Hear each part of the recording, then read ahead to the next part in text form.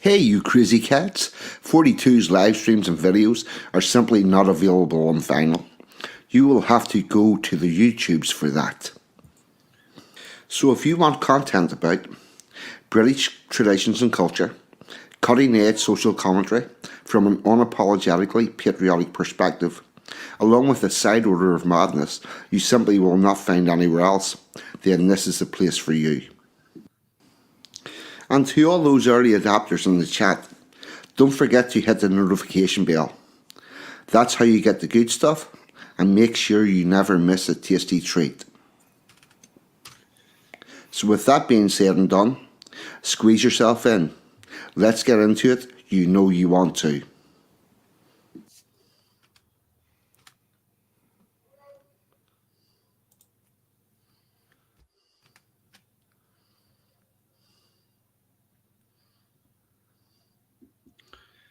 Good afternoon, good morning, good evening. Please delete as applicable because the internet is worldwide and time zones are indeed still a thing. Can I get a wee audio check in the chat, please? As always, whenever I have a guest on, I'm not going to go through saying hello to everybody in the chat, but I will put your comments up on the screen to recognize that you're here. And thank you all for turning up. And with that said and done, I'm going to introduce my guest, Al Mack. He's a bass guitarist from Clan of Celts. He produces music, does a lot of good stuff. And I'm very pleased to have him in tonight for the chat. Al, what about you, chum? Hello, mate. I tell you, it's an absolute pleasure to be here. The thing is, I normally can't get in the chat, as you know, because I'm driving when you're normally streaming. And now I'm on the show. How did that happen? Well, I'd say. Brilliant. Absolutely delighted to be here, mate. And I love your streams. They're absolutely ideal for late at night when you're driving home. Because when I finish a gig, I can't stand listening to music. Even before sort of like YouTube, I'll put talk radio on or something like that. Just when you get out there, just peace and quiet, just some sort of thoughtful stuff, and that's just the sort of content that you do. So yeah, mate, absolutely delighted to be here. Yeah, I hadn't thought about that, but yeah, if you're doing a gig, you've got all that music, all the adrenaline and stuff. Whenever you come out, you're going to want to wind down as such. Yeah, Yeah, exactly. Yeah, exactly. Yeah, it's mad, especially if it's a mad one. And as soon as you sort of finish, you get packed up. Just you're heading home. You've had, it's you can enjoy the night, but you just want to chill. Sometimes you might have like an hour and a half drive. So yeah, mate, it's lovely to be here. And instead of saying hi in the chat, I'm lurking because I'm driving, and that's it. And I normally end up sort of catching the rest of the stream the next day, or the start of the stream, or whatever the next day, to try and catch up. So, mate, yeah, all good fun. excellent. Right. Before we get into it, I'm going to do a little bit of housekeeping. Uh, Anybody that came along from Sansom Stream earlier, very warm welcome to you. Glad to have you aboard. And anybody that's here that doesn't listen to what Sansom or Bonnie Lad does on a Saturday earlier on than me, you might want to check that out because if you like my stuff, you're going to like their stuff. The other things that we'll have coming up, where'd my Telegram go? I've lost my show notes already. As is, we have someone. Uh, Telegram was one weird Sansom. Right. Uh, right. Who else will have tomorrow over on Ragnar Iron Spears channel? Usual time 7 p.m. The lads will be having a chat with Whiskey Straight Al. That's ex cop RUC, now PSNI from Northern Ireland. That's normally a good listen. John Davison at 9 p.m. every Tuesday, Thursday, and Friday. Davis Waffle House, who is in the chat at the minute, he does a good show every afternoon. Pretty much, I think he's back to every afternoon now. And round about 3 o'clock ish, does an hour, possibly 2 hours, interacting with chat. It's always a good stream. And also, that's life, but now as we know it, we'll have a special guest, Bart Sidey Bar, on. that is 3 p.m. on Thursday, also known as William. So that's you pretty much up to date with where all the streaming is. And with that, I'll get back. Well, Al, uh, how long have you been playing music? Pretty much from a kid. Yeah, I probably started about 14 or 15. Learned to play bass guitar, and but I'll tell you in a little while how I sort of ended up getting to being a sort of a pro band. But I was about 22, something like that. But I made we got signed up. The little band I was in got signed up by a local record label, and we sort of released a single when I was 17 years old. But sort of wasted a bit of time playing with local bands and stuff. But yeah, just God, yeah, about 37 years or something like that. Yeah, just a long time. Man. So, Hi everyone in chat, by the way, and since someone will be catching up your stream, and I hope there's some evil demons in there. And for anybody not too sure who I am, I do have an alias, a bit of a joke that backfired on me. Well, I sort of changed my name a couple of times, and then like Emma G was going, "No, it's not Simpson, it's Al Mac." It's Al Mac. So thanks for that, Emma. Sorry, 42. Come on, mate. have you done a toffee with rebranding? Yeah. Well, I changed my name a couple of times just for the crack, and I thought I'll change it back, but then it wouldn't let me. He said, "No, you've got to wait 2 weeks before you change it again." And I just didn't know, and I fucking stuck with it. You know? Yes, I remember that. Yes, you were sensing some evil demon for a while. Yeah. And evil flip flops, and that was it. And it was like the joke that backfired, and that's oh shit. And Emma was going, "No, it's Al Mac, it's Al Mac." So yeah, thanks for that, Emma. See, I haven't got the swingers to change my name at all because with my with my boomer, my level of boomer, I would definitely end up stuck forever. You know. I thought so. Great stream this morning, 10:30. The content was a bit better, wasn't it? Yes. Yeah. But yeah, it was. I had intended to set it up for 10:30 p.m. Which is why StreamYard, if you're listening in, could you change that to 24-hour clock, please? So that doesn't happen. But yeah, we had that follow, and people actually turned up. Yeah, Yeah. I've not long been away because we had a bit of a late one last night, and I wasn't gigging last night either. So we had a good old drink, and we were in the hot tub at about 2 a.m.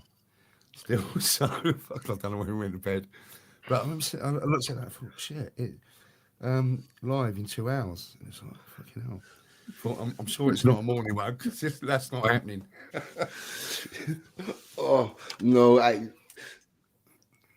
did a couple of morning ones at the start, and then I moved to this late night slot, which definitely works much better for me. Yeah, me and mornings don't do very well. I'm sort of pretty much an afternoon person. Yeah. Do you remember when Chris Dangerfield used to do, and he would have been, I'm sure he would have been in Cambodia then, but he used to do streams that in the UK were really early, about 7:30 or 8 o'clock. That was cool. That was because I used to, I'd be awake and you know bustling around the house and getting ready to go and do stuff in the studio and whatever, and he was on with his crazy stories. It's good. Yep, because I used to catch that whenever I came home from night shift. Yeah. That was good, and then that was also during lockdown, and it was before lockdown, and then it ran into lockdown, and it was very good because it gave us all something to do. Yeah, well, it gave me a reason to wake up and get up actually. So and do something, even sometimes just in bed listening to a little earbud or whatever. So yeah, whereabouts did you grow up? Did you grow up in London? No, I grew up in Luton. Right. On a dirt poor council estate from Luton. So yeah, it was It was good, as you can imagine.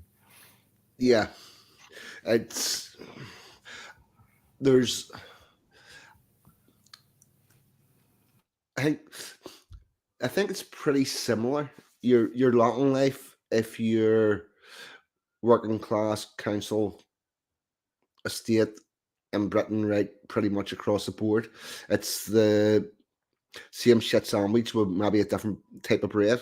Uh, yeah, Yeah. I mean, to be fair, you know, it wasn't so bad, and you make do, don't you? You know, you got, you know, you got what you dealt with in life.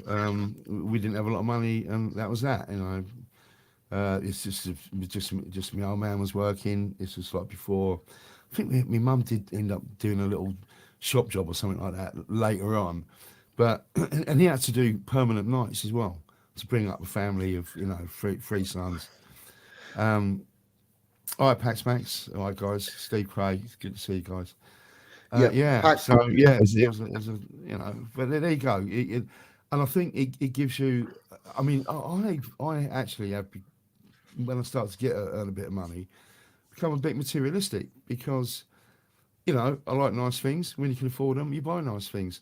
When you've gone through so much for your life, not been able to go on holiday, homemade toys. You know, I'm not exaggerating. My uncle used to come down from Glasgow, and he'd make stupid toys because he knew we couldn't be having the toys that the other kids had. You know, and it's not a sob story or anything, but what, what's that? What's that? Martin W. It makes my town look posh.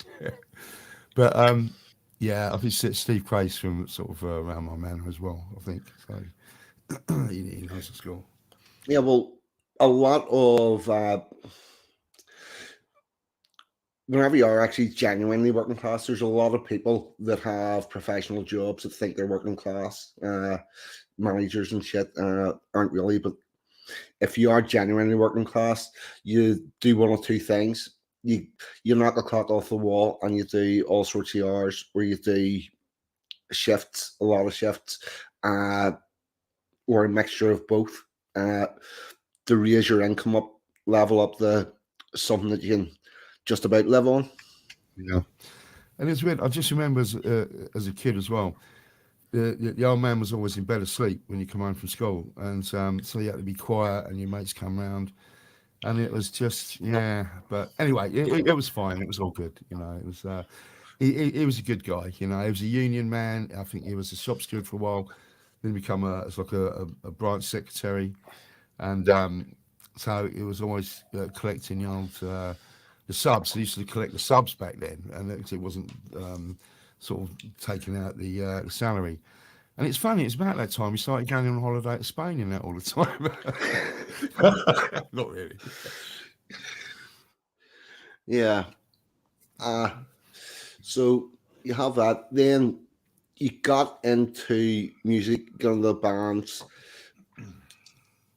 When did, like Clan of Celts is a pretty English Irish band, both sounds of it. Uh, Yeah. so where did that connection come in? Right. Okay. I'll give you a little background on that. So, Clan of Celts started about 2015, and it should have started a lot earlier, but I didn't want to do it. And the reason for that is so most of the Clan of Celts guys in the original lineup, we were all in a covers band. It was a very, very good covers band. We were doing the whole London Irish circuit called Evil Puppies. We're one of the top bands on the circuit. It was really top lads.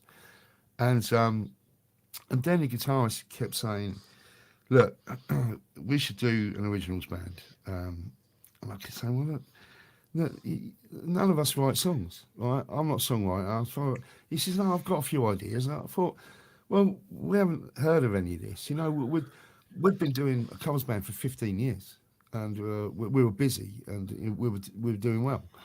Um, Mainly around London, really. We did, yeah, we didn't really. It wasn't really a touring band. It was really a London band, and like I say, I'm not really. I don't really want to do an originals band. I just, you know, we're doing good gigs. We're doing good money.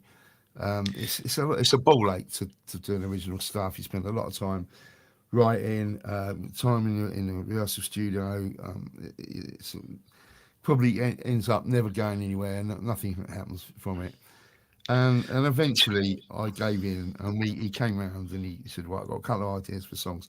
And the Please Don't Send Me Home, which I know you played a few times on your outro, that was one of the first songs we wrote, and that was the first single. And we sort of, did that mad video with all the fighting in it. And sorry, mate, you going to say something?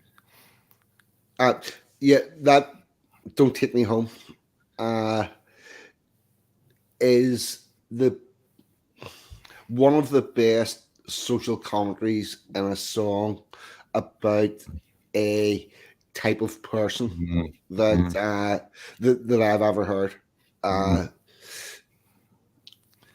the, It's like I'd always and said, it was a critique and a celebration of the whole Monday Club culture, which I was yeah, really glad that you cottoned onto that. As I was seeing in the chat and on some other stuff. Thought, right, so you have the Monday Club culture in Ulster, and I mean, you obviously they did in. I thought it was mainly probably just the London Irish stuff, but oh, tell me it, your sort of experience of it. right. So I'm 16 years old, getting the first job, working at a car yard, and you're in, and there's a bunch of people that work cleaning these cars, and about the third week that I'm there, the guy that would be sort of the head cleaner doesn't turn up. You go, what's wrong with him today? He says, somebody goes Monday Club. And I was like, Yeah, I, I knew that didn't understand it, but I also knew that it wasn't the right time to say, please explain this shit to me. And then about a month and a half later, doesn't turn up on a Monday. Somebody goes Monday Club. yeah, And I sort of started to twig it on. And then as I got older, and you have, I, as much as I knew about the Monday Club, I've never actually been a member. I was one of them people that turned up and had to do extra work because somebody else didn't show up. Uh, but yeah, the there is pretty much everywhere I've ever worked. Well, actually, I've worked in one factory for over 30 years, so I haven't worked in that many places. But anywhere that I work, where there's working class men, which is yeah, yeah. there are people that are Monday clubbers that every so pretty regularly they don't turn up on a Very regularly. Monday morning because Friday, Saturday, and Sunday you just can't get Everything. enough drink No, in that space of time. no. Well, so I used to do a lot of. We'd usually sort of gig from Thursday right till Sunday. Sometimes on Sunday I play with another band with an Irish girl who ran the band, and we do a lot of same venues. Some like a big Irish pub in London called Clan of It's just it's a famous place for that for that circuit. And you'd be playing on a Sunday night, and everyone would be fucking hammered. And you think and you think they're not dollies in here because the drinks are expensive in there, and they're too well dressed. And these guys are probably work on the tools, work in the building trade, self-employed. So they didn't really, if they want to just call in or just not turn up to the job on a Monday, it wasn't a problem for them. And you can see it'd be like midnight, and people would be hammered, and they'd be doing shots and all. These people ain't getting up, but these people work. So you can tell they're not skinned, and um, and that's what they'll do. They'll end up in one of the other Irish bars at lunchtime, or even earlier, have a bit of breakfast if that place put breakfast on, and that was it. And they were in there till closing time on the Monday, and it was just a thing. And I thought it was very much a London Irish thing. So yeah, I mean, I shouldn't have been surprised that you knew exactly what that was all about. So Yeah, that's where the song come about, um, and Den, the guitarist, and you can see him on the video there with a black trilby on. He's the kind of guy that would have done that, 100 times. You know, he's a hard drinking man. He'd gone on 3-day benders. Well, used to, you know, when he was younger. So you know, it was right up his street. Yeah. Oh, I've worked with guys that arrive and work on a Tuesday that haven't seen their house from Friday. You know, it's Yeah. and I'll tell you about that. Some of them are married, Yeah. Oh yeah. Yeah. and it beggars belief. You know how many people there is that do that. Yeah. It's absolutely nuts. In fact, I No. think we'll stick that one on. Yeah. Let's stick it on. Just before you do, I was going to say something. I know a lot of English people don't realise that they kind of mistake, you know, people from Ulster as being Irish, and a lot of people in Ulster don't think themselves as being Irish. And there are a lot of Well, differences between Ulster sort of culture and Irish culture.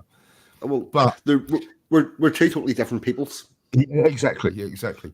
But one thing that is in common with everyone that lives on the island of Ireland is the crack.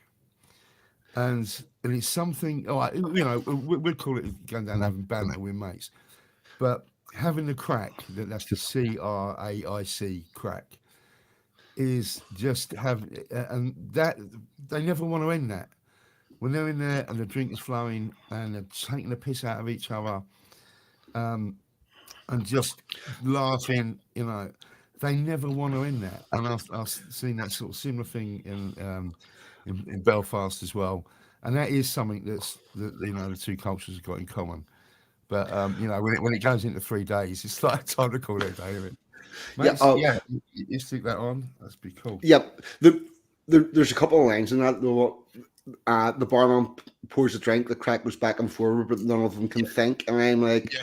I have seen that so many times. Yeah. You know, it is. We will stick this on. Yeah. Right. Oh, sure, screen. It,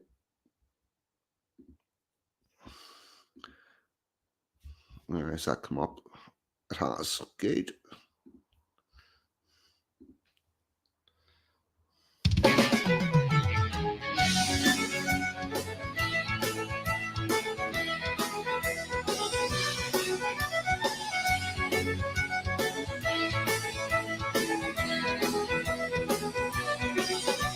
The Monday Club was swinging, there was no school today. The bar had 116, so one was an extra day to play. With a jukebox live a pumping, the boys were here to stay. Blasting out its freedom songs in harmony they sway. With some quiet Celtic drinks so well get loud with angry tone. Landlord pulls them to one side and tells them to go home. The weekend's gone, they carry on, there is no time to lose. Another pint, another shot, protect upon the booze. They're fight about the horses, they're fight about the cards. Hold back the pistol, oh the pistol, make out that they're hard. Let me drop a tear for Ireland and sing them on a song. You'll be sure of the crack when you drink with the pack, so please don't send me home.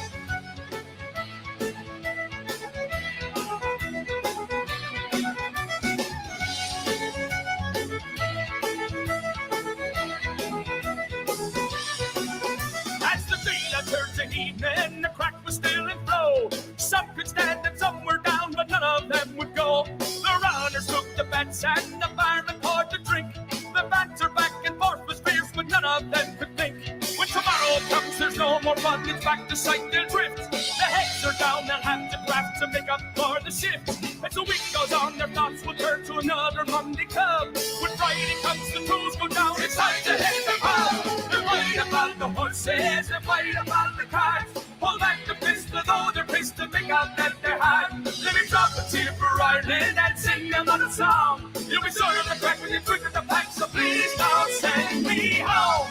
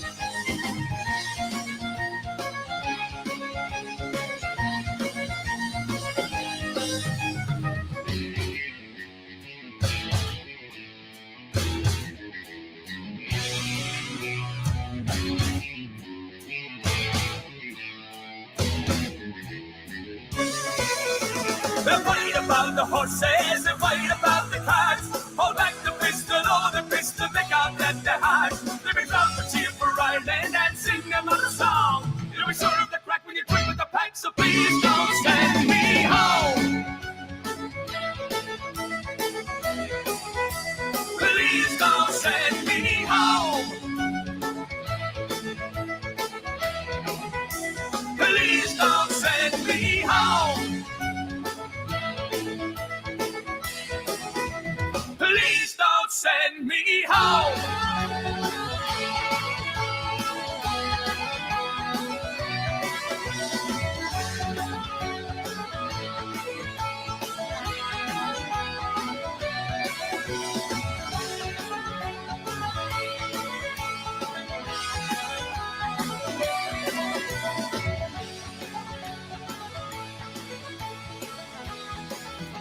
Please don't send me home.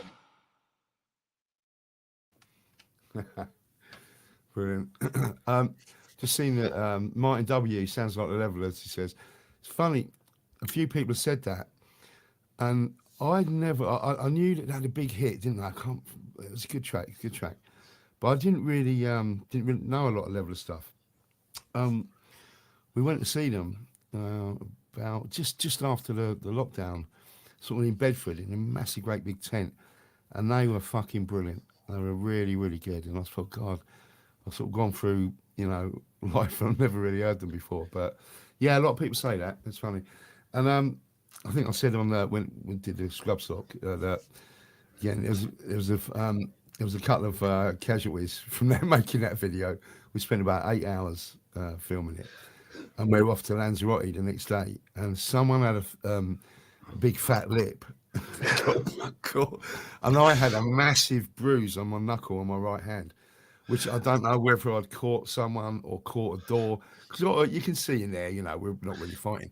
And all the people that we're fighting with, that was filmed in the Golden Lion in Camden, and they most of those guys were in there were drinkers, and we all kind of knew them anyway. So I said, "Do you want to be in a video and have a bit of a tear up for a laugh?" And so that's how it came about.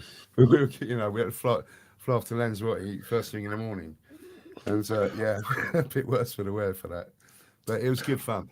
But it was something that every time I see that video, I cringe a little bit, because I decided about 10 minutes before we started filming that I was going to lower the strap on my bass, so it was a bit more rock and roll.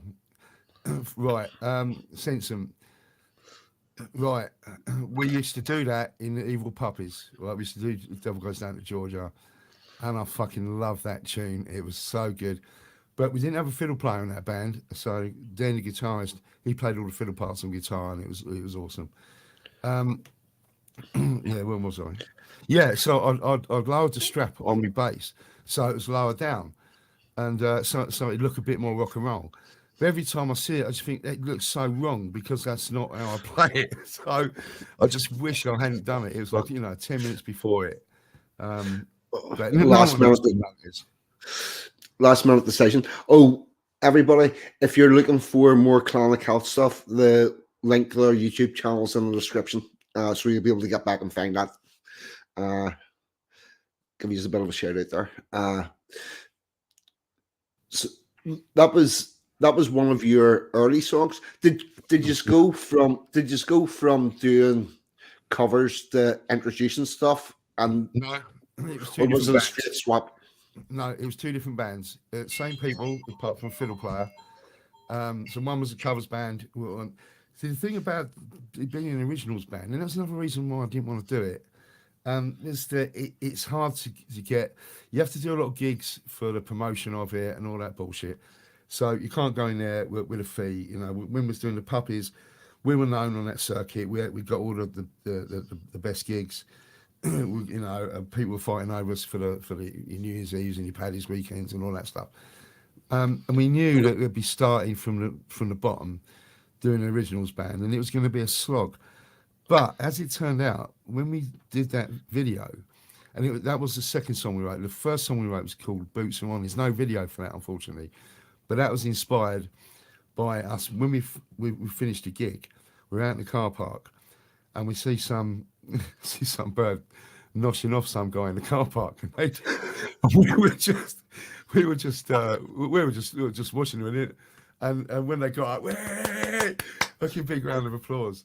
And so the lyrics and all that are all about down on your knees and barking at the moon, and it's the lyrics are just fantastic. But that's the one we decided to do a video for. We thought it'd be it was probably slightly more catchy, had a lot of good melodies in it. and for that'd be the one to do as a single. And we it was quite it did cost quite a bit of money to do that video, but it's well worth it. And when it first went up on YouTube, we were watching it, and it was going up it's just worldwide, and it was going about every hour. It was going up 300 hits, and it was mad. And I think it's just nearly 300,000 hits on that one now.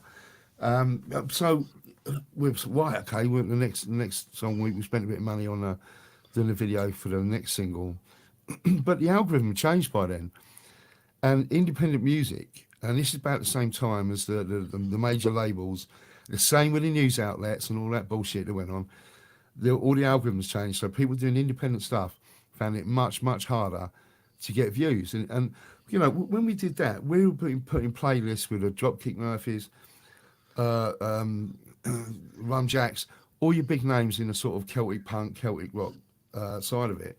And people thought that we were as big as them, from other places in the world. But they thought that we were on par with them.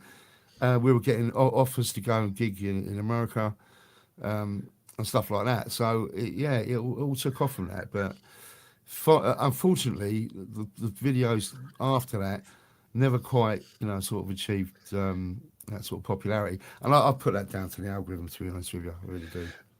Well, what happened?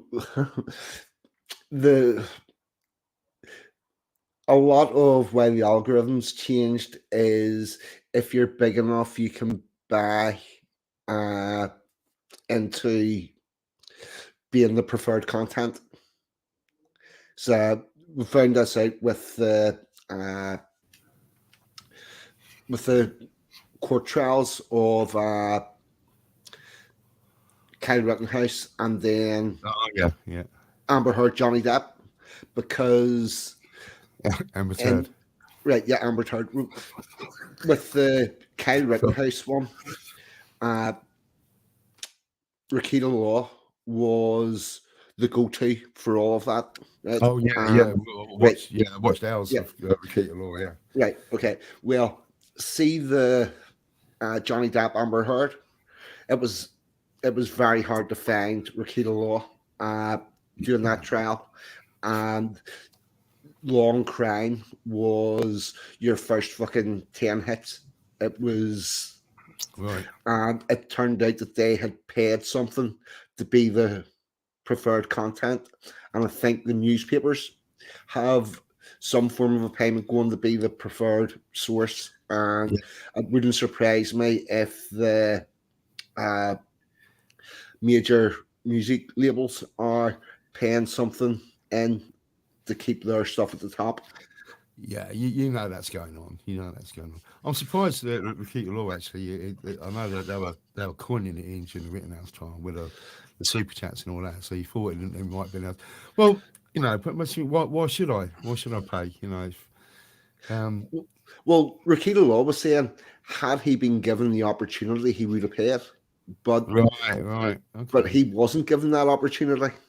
Long Crime War and the buffering on Rakita's channel during the Amber Heard Johnny Depp at the start of it, the first 5 days. Even watching it on catch up, it was pretty clear that people were being pushed towards other content. Yeah. And I would say it's exactly the same with the music industry. And I'll tell you something that you know. How quickly you get a copyright strike for anything that has the major label and all that. Yeah. Oh, I did a thing with what do you call her?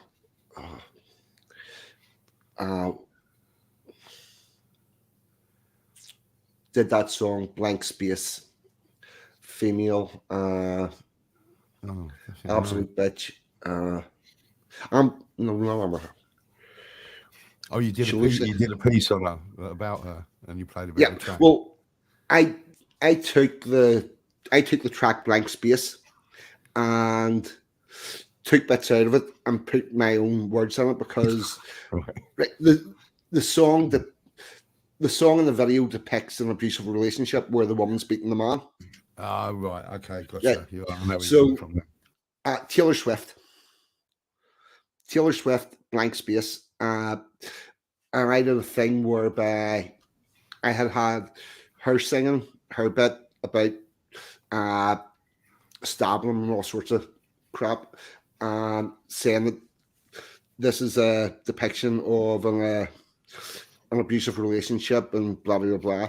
At the end of it, the last scene in the video, he's lying beside his car that's been all bashed up, and it's not clear whether he's alive or dead. And then it says, they had carved words into a tree and said, no trees or cars were damaged during the making of this video, but not the man. So I've done this thing, and it was down for copyright infringement between the time that I uploaded it and tried to, because I uploaded it and then I went to click on it to get the link to share it the other places, and it was already gone. Already gone, yeah. Yeah, well, we know all about that, and it's there's no sort of reversing all that now, is it? I mean, YouTube isn't what it used to be as far as that's concerned. It's just become part of big corporate music industry, film industry. The news outlets.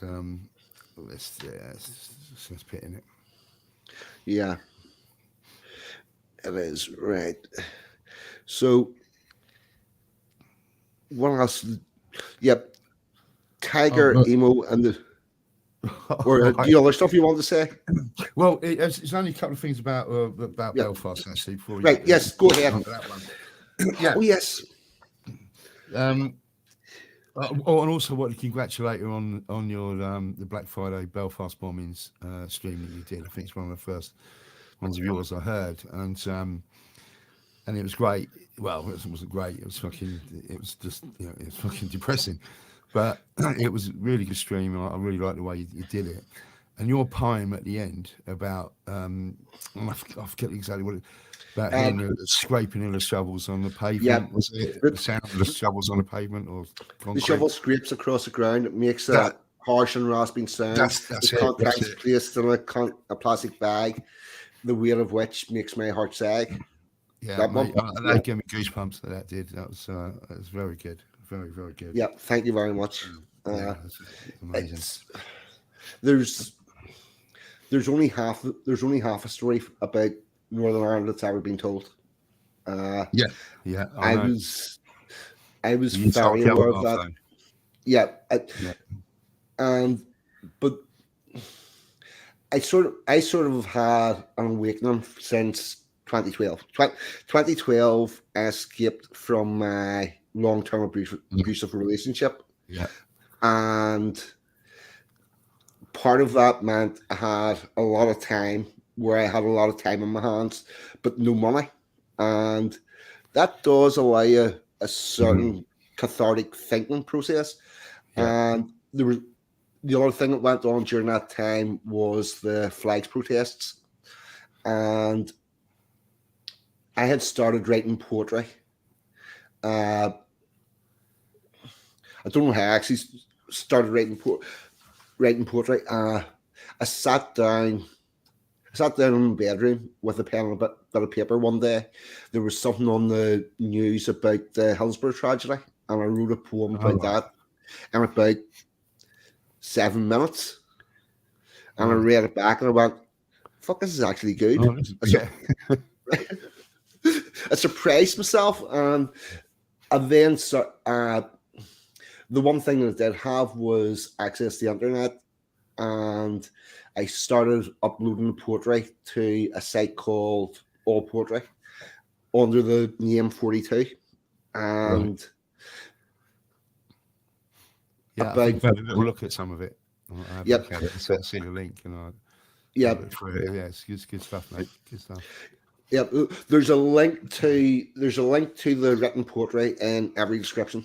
If anybody's looking for that. But then about halfway through, about the end of 2012, 2013, I had realized that part of the reason why only half the story about Belfast and Northern Ireland and Ireland in general has been told is because the people on my side haven't made a genuine effort to do so. But do they just get shut down as well? And it does seem to be a bit of a Well, bias in reporting. It never used to be in the 70s and the early 80s when when there was a lot of bombings going on. But it does seem to be a bit of a bias towards one side. Well, there's the same thing that Chris Dangerfield will tell you about stand-up comics. If you're not of the right political perspective, you stand-up comics, open mic, stand-up poetry, and the same music all start off with the same place. But you know, right? You start off, you do small gigs, you open for somebody, and then hopefully you get asked to, and you get larger slots. Maybe you get a small slot at the early morning of a fucking 10-hour festival or whatever. Same thing happens with comedy. Same thing happens with poetry. And if you don't have the left-wing political viewpoints, you don't get out of the first room. You don't get asked to open for somebody else. You don't get your stuff promoted, and you definitely don't end up on television eventually. Going. Whereas if you've got the right political viewpoint, you're dragged through that. You're pulled through that process of getting larger and larger and larger. That's right. However, if you don't have a Marxist political party, right. you don't get a look in, do you? Yeah, but I'll tell you what we do have in Ulster. We have an organisation called the Orange Order. And there are Orange Order halls right across the country. And in those halls, there is at least one room that's large and can be made into a stage. And up until the 60s, there was dances held in these facilities every night. They stopped probably between 69 and 72 for various reasons, because it wasn't safe to have people going to those places en masse on Saturday night. There was a couple of pretty nasty incidents with people leaving. But at least from 2010, it could have and would have been possible for unionists to use those facilities to put on plays, to put on music nights, to put on whatever, as somewhere that you could even have people going and doing their stuff, and the people could go in for free, just so as people could learn their craft. And it became quite aware to me in 2012, 2013, that there's been no concerted effort.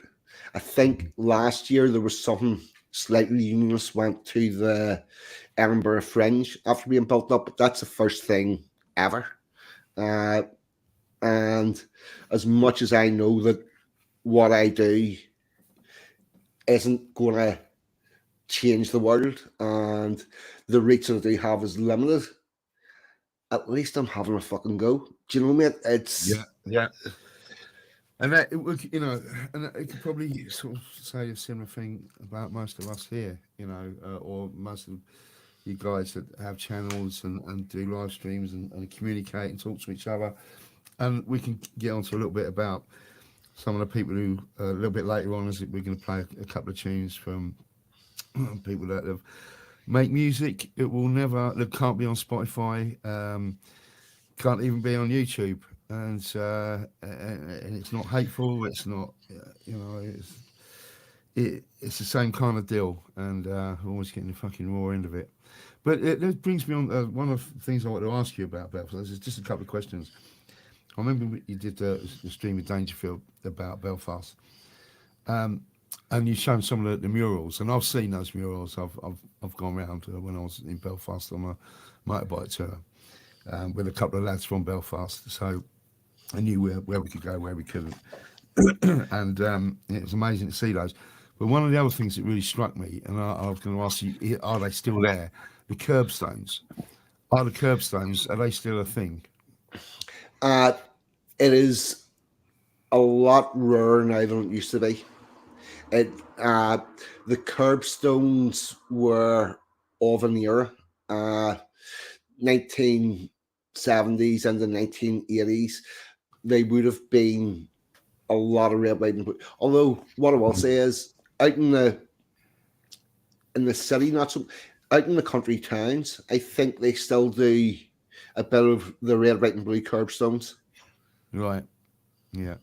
Well, I can understand why they were there, but it's just driving around and seeing them. And I must, maybe 8, 9, 10 years ago. I can't remember exactly where it was. So it was sometime, the peace doodah was in place by then, and but obviously people were still. You had Catholics living in some areas, Protestants living in other areas. But it was evidence that you still weren't, there was going to be no mixing. Would it have been, if you just say you really wanted a house, you wanted to buy a house, and it was in a Catholic area, and you think, well, oh, right, I have that house, I really like the house, exactly what I want. Would you be able to buy that house and move in there?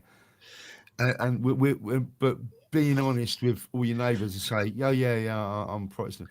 Would you be able to do that now? Is that still out of the question? Right. This is where it gets weird. If it's working class area, like, because there are council houses that get bought and sold, and we do have lots of areas with terrace houses that are blocked, Protestant or Catholic, have got peace walls still between them, and that is a hard no. No Protestants going to live in Catholic areas, no Catholics going to live in, or to put it more correctly, no Unionists going to live in nationalist areas, no nationalists going to live in Unionist areas. Yeah. That's a hard no. That's what I suspected. Right, that's never going to change. Now, whenever you go into suburbia, where people are in nice 3-bedroom, semi-detached houses, front and back garden, all that sort of stuff. Nationalists, they're not going to ask their neighbours. Right, nationalists seem to be able to move into Protestant areas pretty easily when you're at that price point. They're not so much the other way around. Which is becoming problematic because it's tilting elections. I can see that. There's a bit of an issue about that. There is a thing whereby Unionists, whenever they get over a certain level of wealth, think that being a Unionist is common, and they're above all that. And I question where they're going to actually go whenever this thing kicks off, because see the working class areas that are still divided and staunch and strong, we ain't letting them back in. All right, and another quick question. Like the Scottish had independence referendum, and it was narrowly went against it. What would have to happen, right? Because if there was a reunification referendum, that's a different thing from the sort of Scotland having independence. So Republic of Ireland, or it's just Ireland now, isn't it? They would have to have a say in whether we all know that they want reunification. So that's probably not going to be an issue. But just say what would have to happen for Northern Ireland to be granted a referendum on reunification. I can't say that word. What would be the outcome, do you think, in your opinion? At the minute, a referendum would result in the people choosing to stay part of the United Kingdom of Great Britain and Ireland. Yeah, exactly. But the other thing is, the Republic of Ireland, the government of the Republic of Ireland, or well, actually Ireland, because they dropped the Republic off. That's it. Yeah. I don't. They're labouring under a false assumption. Uh, for a start, uh, the Irish generally, the Irish people, do not recognise that there is a British population in Northern Ireland. They think that we're all Irish. They have been taught for years the reason why there's conflict is because English people moved over.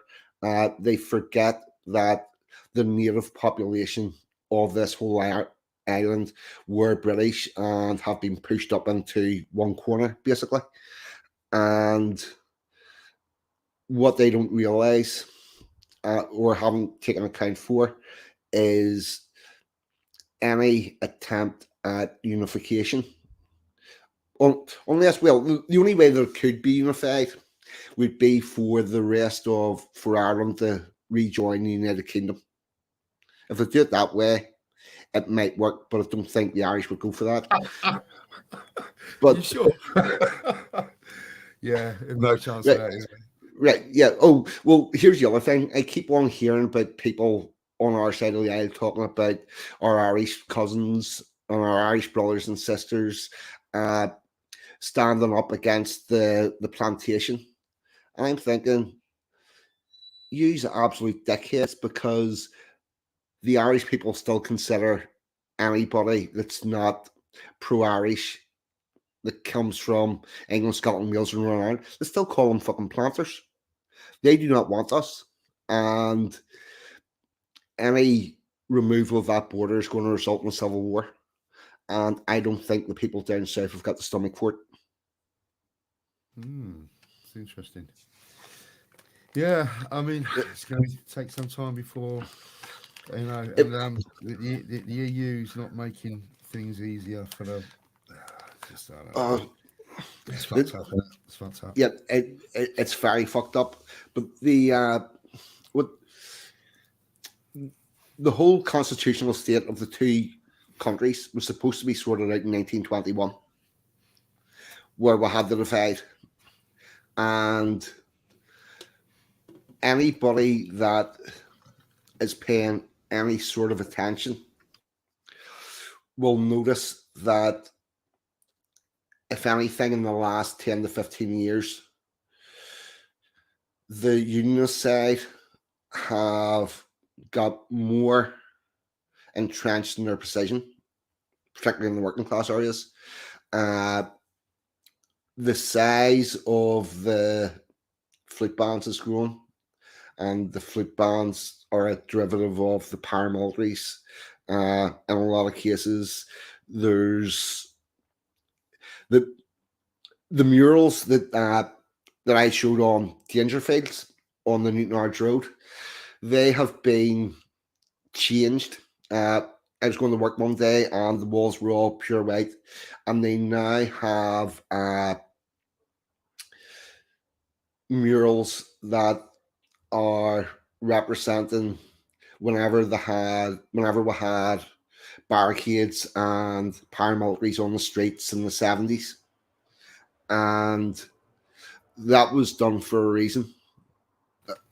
The unionist side are quite willing to go back to that, and heaven forbid Ireland produce a situation where we have Irish soldiers and Irish police officers in Ulster. Yeah, because there was some bias in the way they operate. Well, here's the thing. There was a decision taken in 1971 by the Unionist British paramilitaries that they were not going to blow up their own country. They weren't going to attack British police and British soldiers, except in exceptional circumstances. If they put Irish soldiers up here, they may bring a shitload of body bags, Yeah. Yeah. and it will go back to it will go back to the way it was in 1972, 1971, 1972, Yeah. and the and in the last 5 years of the official troubles before the peace deal, we had less trouble than we did in the first 5 years of the peace process. And if anything, it's got worse as it goes along. Yeah. It is a tough one. Yeah. All right. On a lighter note. Okay. Cheeky Maryland. What the fuck's that Chicken, all about? What the fuck's that all what? about? Chicken Maryland? Yeah. Oh, Maryland chicken. Maryland chicken, sorry, yeah. Right. Yeah. Oh, What's going on with that? right. I think I had it once, but I was very drunk and I don't remember. I just remember Bill going, "Oh yeah, when we get Belfast, we'll have a chicken Maryland." And anyway, yeah. Yeah. What is it? What's it all about? What's that about?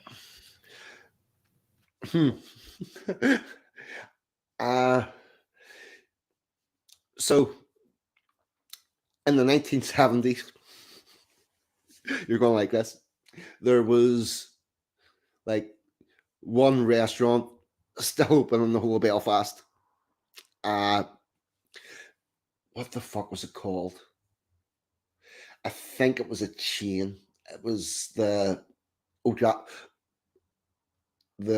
Adapter or something. I can't remember what it was, but it was like the one place that everybody went to for their birthdays, for their one treat out a year.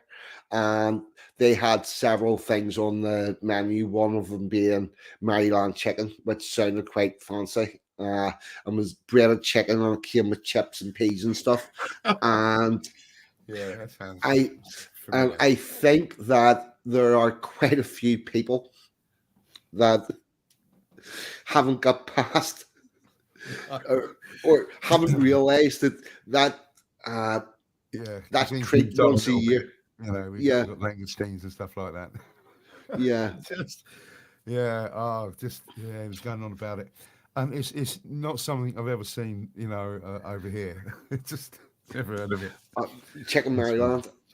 Actually, the butchers I did use until the fucking closed to Bally's. I'm having a problem sourcing. I'm very regular in what I eat, and there was a good butchers that had a deal going with Tesco. So if you went into every Tesco's, this local butcher was in each one of them, and they did Maryland chickens that you could bring home and do yourself. I always like them actually. You know, but it's just a breaded chicken breast. Yeah, you know, but it's got this some sauce with it or gravy. I can't remember what it was. We were hammered, but you know. Oh well, so you got to have Maryland chicken. You got it. Yeah, Maryland chicken gravy.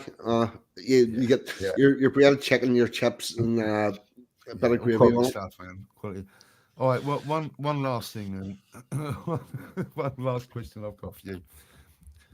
If me and my girlfriend next time, well, if we pop over to Belfast, and think carefully how you answer this, right? Will you and Emma G take us to the best Ulster fry in the whole of Belfast, and I'll pay for it? But think carefully how you answer. Oh, that's a yes.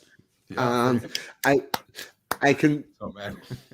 I can tell you exactly where it is. The House of Orange has a museum, right? And in that museum, there's a restaurant, but it's not owned by the museum. It's different people have it. They've got the restaurant like thing. They do an absolutely cracking Ulster fry. We'll take you up there, and we'll have the fry, and then we'll go in and have a tour around the museum. Because if you've been in the restaurant, you get in the museum for free. Sounds great.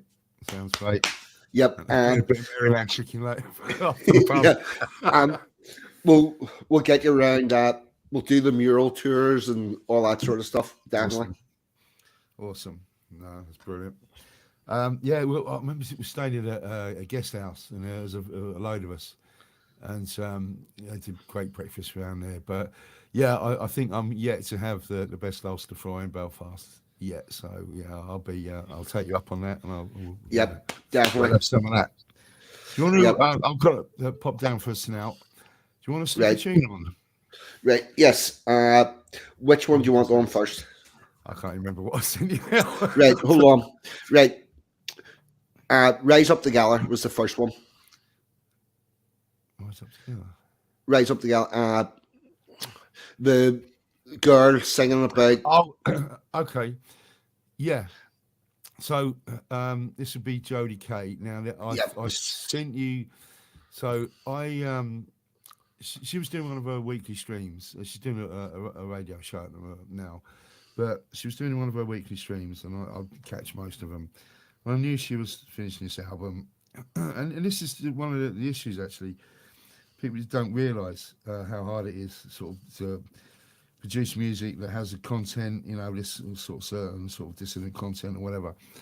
And so I need someone to master the album, because she's mixed it and she's spent a few years recording these songs, writing them, but it's all nearly finished, and she knows she needs it mastering. And Right here, and slow I down. can't. Here, slow Sorry, go down. What is mastering? Right. Okay. That is a good question, because not a lot of people really understand what that is.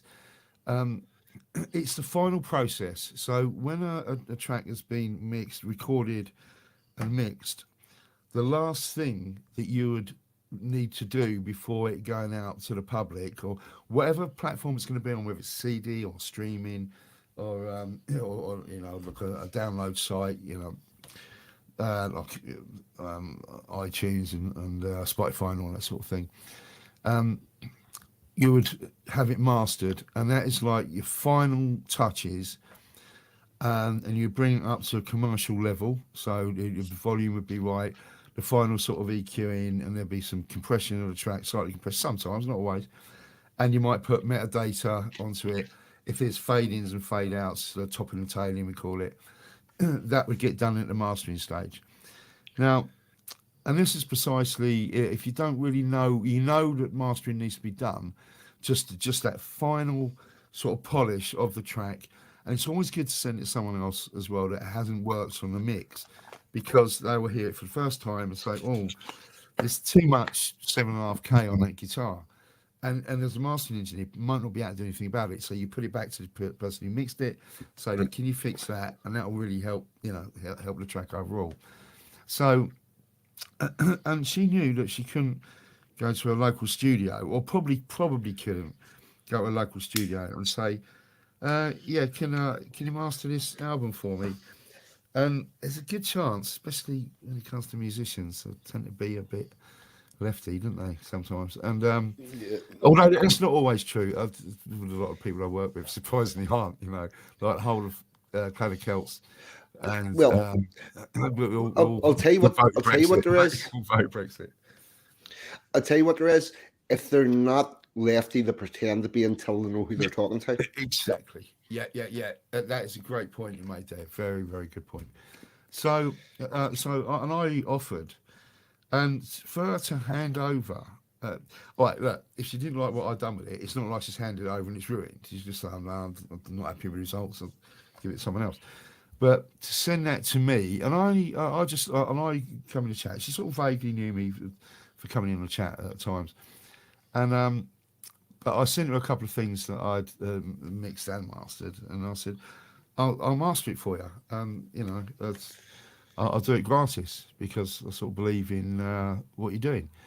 So she said, okay, I'll give it a go. So she did. So I worked with her for a couple of weeks, to get that album out. And that was being slightly done differently, because that was mainly being on CD.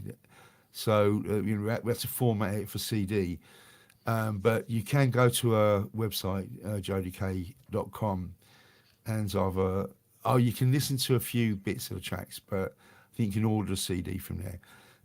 So I think up to that point, there's no way you can just download something or listen to something like you can Clan of Celts, it's all on Spotify, it's on all the streaming sites, not a problem. But she knew she couldn't do that. And so, yeah, that's how I got involved with it.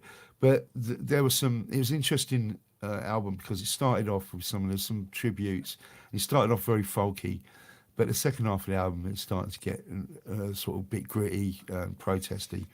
So this is one of the later songs that she did, and there's no video, there's no YouTube video for this one, which there was from some of the other ones.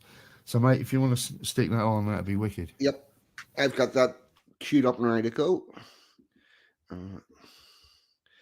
Just get it shared to my screen.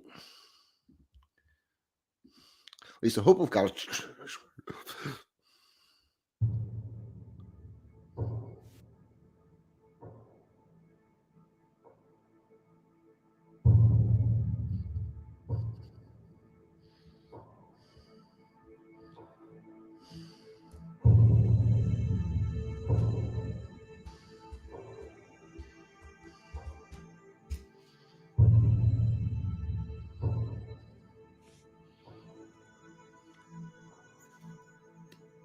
Wakey, wakey, rise and shine, wipe that sleep from your eyes, because now is the time.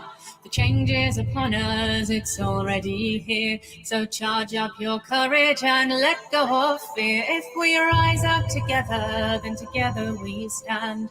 Brothers and sisters across these lands, there's power in numbers with me and with you. We are as many, they are but a few. So let's come together, each one and all. For united we stand, but divided we fall. Divided we fall. Divided we fall. So let's come together in the name of freedom. Each one and all, in the name of freedom. Let's stand tall, in the name of freedom.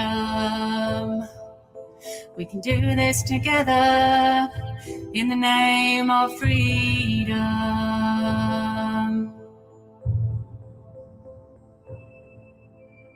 Freedom to question, to think and to speak. Freedom to point out your shameless deceit. Freedom to openly talk about history without being punished with prison and scrutiny. Freedom to search for and look for the truth. Freedom to break free from your lies and abuse. Freedom to decline your mass vaccinations and also your digital identification. So come out, we know who you are. You've taken your greed and your power too far, and give back our governments, the ones that you've bought. The traitors among us, they really ought to know better than sell themselves for a price. They've sold off our nation slice by slice. Democracy now is nothing more than a joke. You're losing your grip and you're losing the votes. And we don't want your wars and we don't want your usury. We don't want your media or filthy pornography. We don't need telling what we can and can't say by taking our freedom of speech away. Did you think we'd all crumble when you locked us all down? Did you think that we'd all have our knees on the ground? If you did, then you seem to have got us all wrong.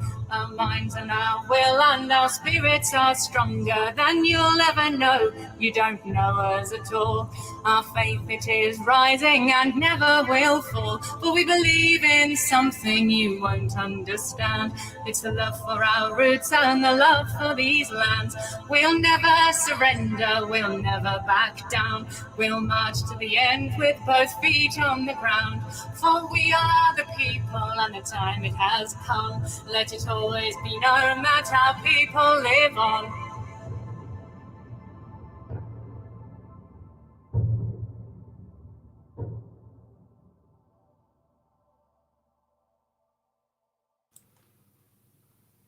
Awesome, eh?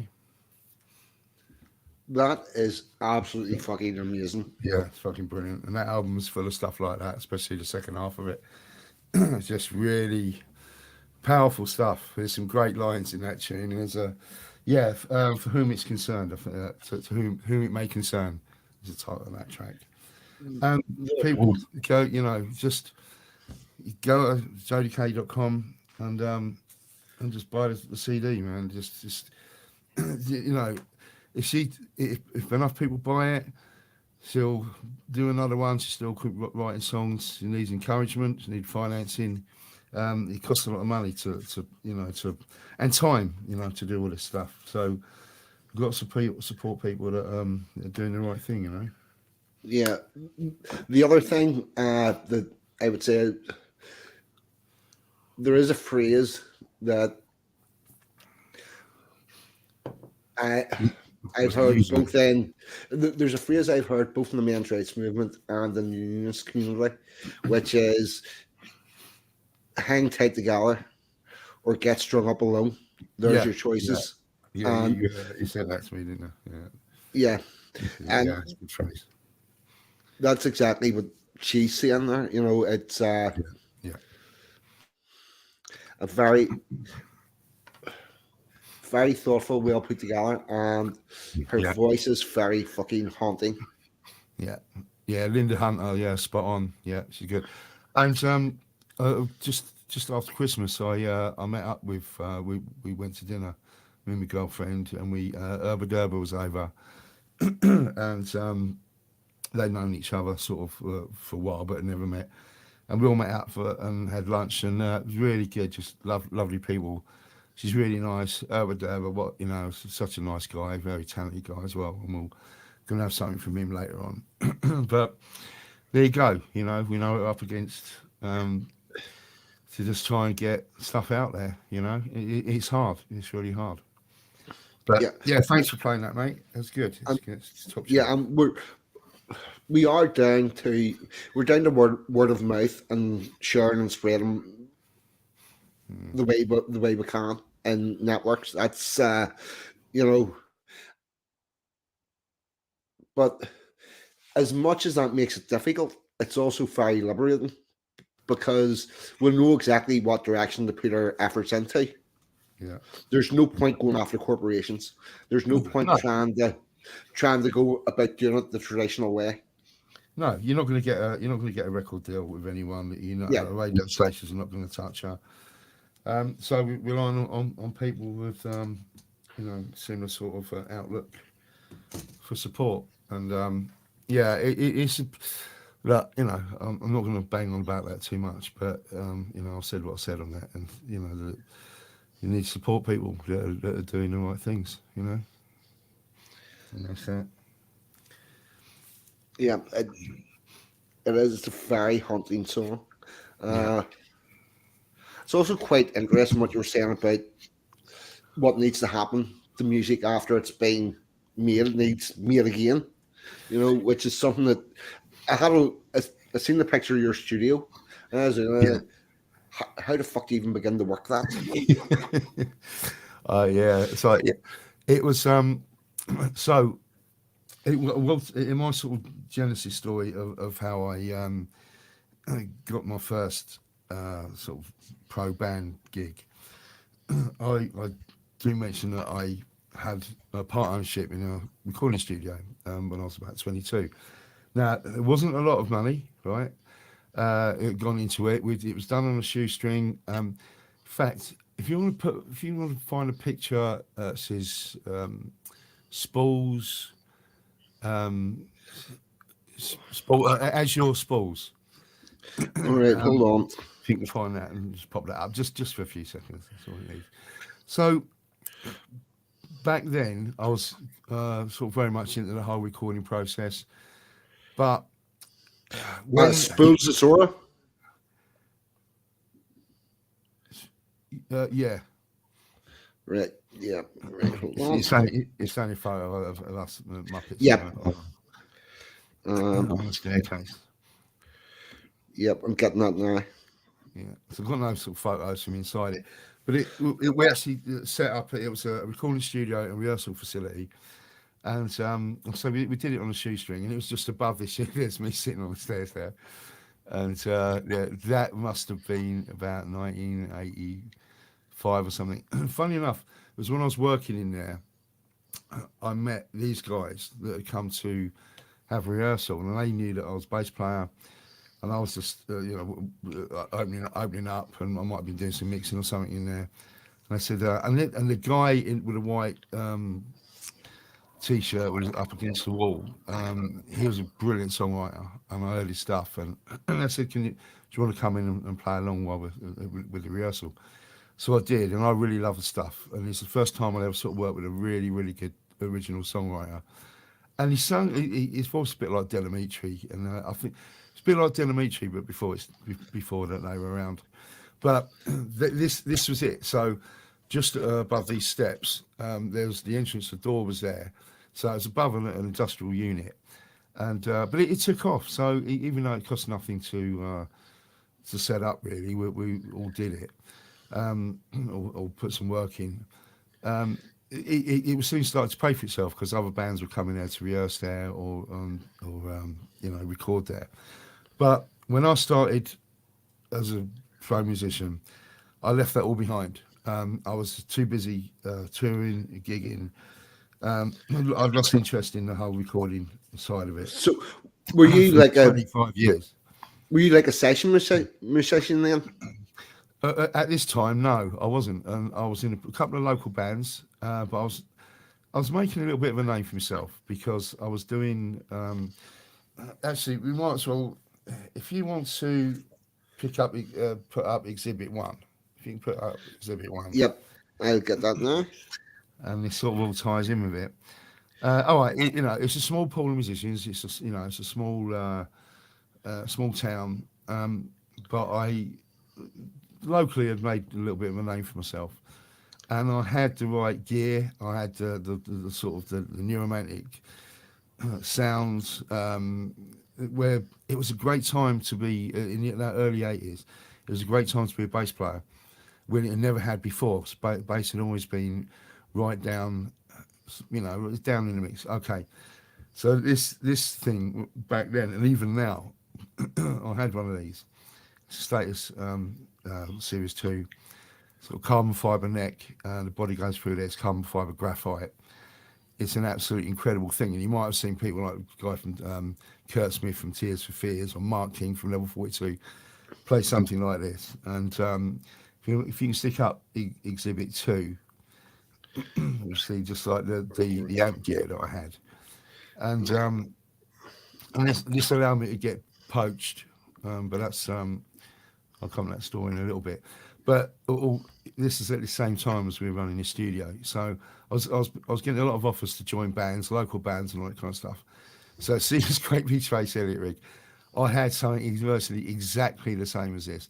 Even you see the box that sits on top of the amplifier head, it's got these sort of tweeter speakers in it, so you really got the crisp top end. And this is a Trace Elliott, and this was like the sound of the 80s if you were a bass player. And I had all this gear, man, and it was sounding wicked. Where people were sort of in the past, got sort of muddy bass sounds and all that. If you could, and I sort of learned those sort of styles, like slap bass and all those sort of modern bass styles at the time. So that went a long way to getting quite a lot of offers. But I'm getting a couple of sort of stories mixed up here. I might as well go into that, actually. So, we'll finish the thing with the studio. So when a friend of mine or someone I'd worked with before had some songs and he wanted to record them, and I had just a laptop and a DAW. Now, a DAW, it's a digital audio workstation. Now, if you get a Mac or something like that, you might have something like GarageBand is already on it. So GarageBand, for instance, is a simple, basic DAW. And hang on, Sensum, how do I rate Mark King as a bass player? I think he's probably the best in the world, I would say, and completely underrated worldwide. We know how good he is here. The Americans tend to stick to their guys, and they don't really know about Mark King, which is a shame. Yeah, so this is my studio now. This is where I'm sitting now, right in front of those two screens. And so this obviously I put a little bit of money into this, so it moved on a bit from when I started to record this guy's songs with a laptop and a very basic DAW. So you see, you need the two screens on here. So on that left hand one, you've got all the faders and everything else, and on the right hand one, I've got all the tracks, the stems that are all recorded. I can manipulate them, edit them, do whatever you want with them. It's just incredible what you can do. And because we're talking about doing remote work, and this is how I did it with Jodie, and when I did the song with Urba Durba, and I did loads of this stuff during lockdown as well, and that just really kept things going. And someone just sends you files on Dropbox, or we transfer whatever, but I prefer to use Dropbox, and I can mix or put the bass line to their song, and I just hit render, and you can decide where that directory that goes, and you can just send that track straight back to them, wherever they are in the world. Obviously it's the internet, and or just your bass track, and you can send it to them, and they can mix their bass in. Mix the bass in with it on their sort of home studio. And a lot of musicians, will have some kind of home studio like this now. Maybe not quite as this whole this sort of double level workstation that everything's mounted on. I've got that. That was just belonged to Sky News. It was like a post production thing. But it's quite a small room, and that's the only problem. It's in a bedroom.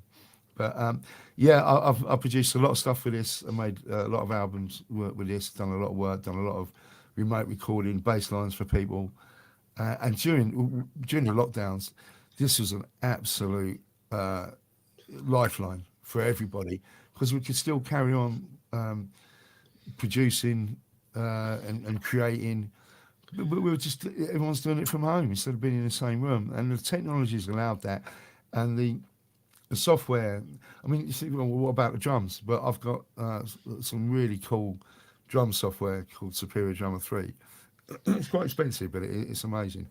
So you don't even need to have I know a lot of drummers will hate that, but if you're a home producer or a songwriter or something like that, you've got all that. You can just do a commercial quality album just with this gear, So it is a sharp learning curve when you start using that DAW, because you see, what you don't realise to start with is just exactly what it can do, and when you find out what it can do, there's no limit. There's almost no limits to it. So that's why I might sometimes get a little bit sniffy about when somebody uses GarageBand and just comes up, makes a tune with a load of loops. There's nothing wrong with that. I've got no problem with that. It's all good fun. But it's so easy to do, and so until you get into it, you don't realise. But obviously, and also what you're seeing here in this picture, 25 years ago, you would have needed like a £2 million studio to do what I can do with this kit now. And I'm not exaggerating. Maybe even more than that. Maybe a £5 million studio you would have had to go into to be able to do what I can do in this spare bedroom. It's amazing. It really is. That's got to be quite liberating for artists that you can actually go and do that stuff yourself now. And apart from needing a £5 to £7 million studio back then, you would have also needed the professionals to work it. Exactly, yeah. And they would cost like £1,000 a day, some of those top studios. Now, what it has meant, unfortunately, for some of the top studios, that a lot of them are shut down, and because people are producing from home, and it's kind of output. See, they had big budgets because record companies were shelling out loads of money and giving big budgets to bands that they just signed, hoping that they'd find a golden goose, and so of course the big studios were lapping that up. And when the big bands come in, then they're obviously going to be going to these top studios as well, and so I knew that they were going to be earning the money. The records were going to sell because they're large established artists. But yeah, this is why, and it was, I say, an absolute lifeline when people couldn't get together and or gig. You know, it was a real lifeline, and I'm so glad that I'd sort of got it all set up before the lockdowns, and then you really realised sort of how important it was. Yeah, because trying to start that in the middle of lockdown, whenever that would have been difficult, even just getting the stuff, trying to get somebody to show you the basics of how to work it whenever you're not allowed, other people aren't allowed to meet. You know, that would have been a lot more difficult, I'm Yeah, sure. yeah. Like Sense there, it's just set up two small JBL monitor speakers, a 3 octave keyboard. Yeah, I think that's all. I think that's about what mine is there, and not stuff. Yeah, FL Studio. That's another DAW. There are loads of them. They all basically work the same, but some might be more directed for use if you're doing EDM. I use Reaper. It's very good for just you can do all sorts of music on it. It's not they all pretty much work the same. Um, yeah, it's a hobby during the pandemic. Yeah, exactly. I was lucky enough to make a few quid out of it as well. But yeah, but there you go. I was lucky to get it all set up beforehand. Yeah, brilliant. Um, where are we going now? Right. So that's so when did you start playing festivals and stuff? Right. Well, if I tell you a little bit the origin of how I got the first sort of pro thing, and it'll go on from there, 'cause that's when the tour started. So, if I go back all to when I was about 15 years old, I had a mate. He's about 2 or 3 years older than me, but he used to be able to get served in the corner shops, and he'd come around with a bit of with some beers and some hash or whatever. And I was just 15. And I've been playing bass for a while, and I sort of had a bit of an aptitude for it. I seemed to pick it up quite quickly. But I found out that his brother was someone who also made a bit of his name for himself, and his name is Tigger. And he was a keyboard player, and he had because this is really like in 1979, 1980s might have been, you know, to have someone that had synthesizers and Moogs and all that kind of stuff. That wasn't so usual. So he was like the kind of Brian Eno. So that's why I sort of gave him a nickname, Tiggerino. So he was like the Brian Eno of Luton, if you like. You know what I mean? It was, again, a small pool. and so he was telling me, and also I knew of Tigger. And I said, look, can I go round? You know, sort of wide-eyed kid. Can I go round? Can we go round and see his stuff? I want to hear all his synthesizers and all that. Because we'd only ever see there was some electronic music coming through then, wasn't there? And you had your craft work and all that, but you wouldn't see that kind of gear being used by in a local pub or by a local band. So he said, we'll go round. So we went round one day and knocked on the door, and Tigger answers. And he says, oh, this is my mate Al. He's going to be a bass player. And I thought, yeah, when I grow up, I'm going to be a bass player. No, I'm sure I didn't say it like that. I was a bit of a shit at the time. So he said, oh, he wants to see all your gear and have a listen to your synthesizers and all that. And he's going, and it's a typical thing of, you know, your little brother comes around with his little mate, you know. He was all right, okay, just 10 minutes. So we went in there and he had all the gear set up already. And so he fired it all up, and he was making all this weird and wonderful noises. And he had one of those, it was real high tech for its time. He had like a Wasp synthesizer. And I think it's called a Wasp. The keys were black and yellow. But to be fair, I think it just sounded like a Wasp, really. So he had all this, and this stuff was exotic at the time. So we were about 10 minutes in, and he said, right, that's enough. Off you go, off you fuck.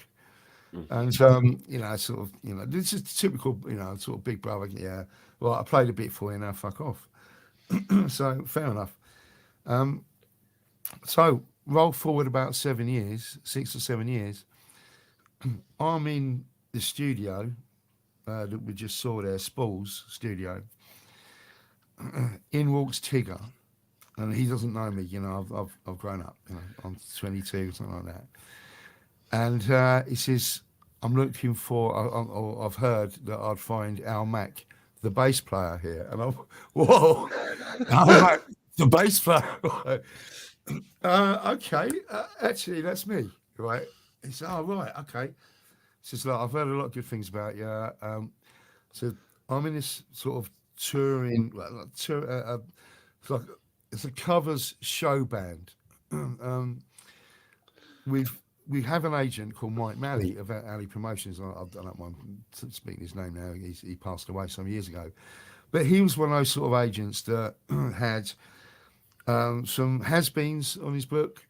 He would have people that occasionally get a stint on TV, and he also had a lot of bands, you know, top sort of show covers bands that could go up and do some really, really good, well-paid gigs, you know. And this is like in the 80s. There was a lot of money in, you know, advertising agencies were putting on dues down the West End. All kinds of things were being offered. But he said what it is, Tony who ran the band was told that they had to spruce it up. They had to get in with the times. They had to change the set. It was a bit like the Dangerfield thing, and we love the band, but the content is shit. Shit. But so said, you know, it needs a more modern look. It needs a more modern sound. And he said, right, what we've got. And do you remember hear a band called Then Jericho from the 80s? Have you heard of them? I've heard the name, but I wouldn't know any of their music. Right, I'll struggle to name a tune. But he said we've got one of the Then Jericho guys in, all right, is going to be in, and we've got. Do you remember the dance troupe on TV, Hot Gossip? Yes, Okay. but I actually showed Emma G a video of Top of the Pops before music videos were a thing. Right. And whenever somebody didn't turn up live, they played the record and you had Hot Gossip or Legs and Co. Yes, that's right. So he said we've got one of the girls from Hot Gossip. She's going to be a backing singer and dance in a skimpy outfit. Are you interested in coming down?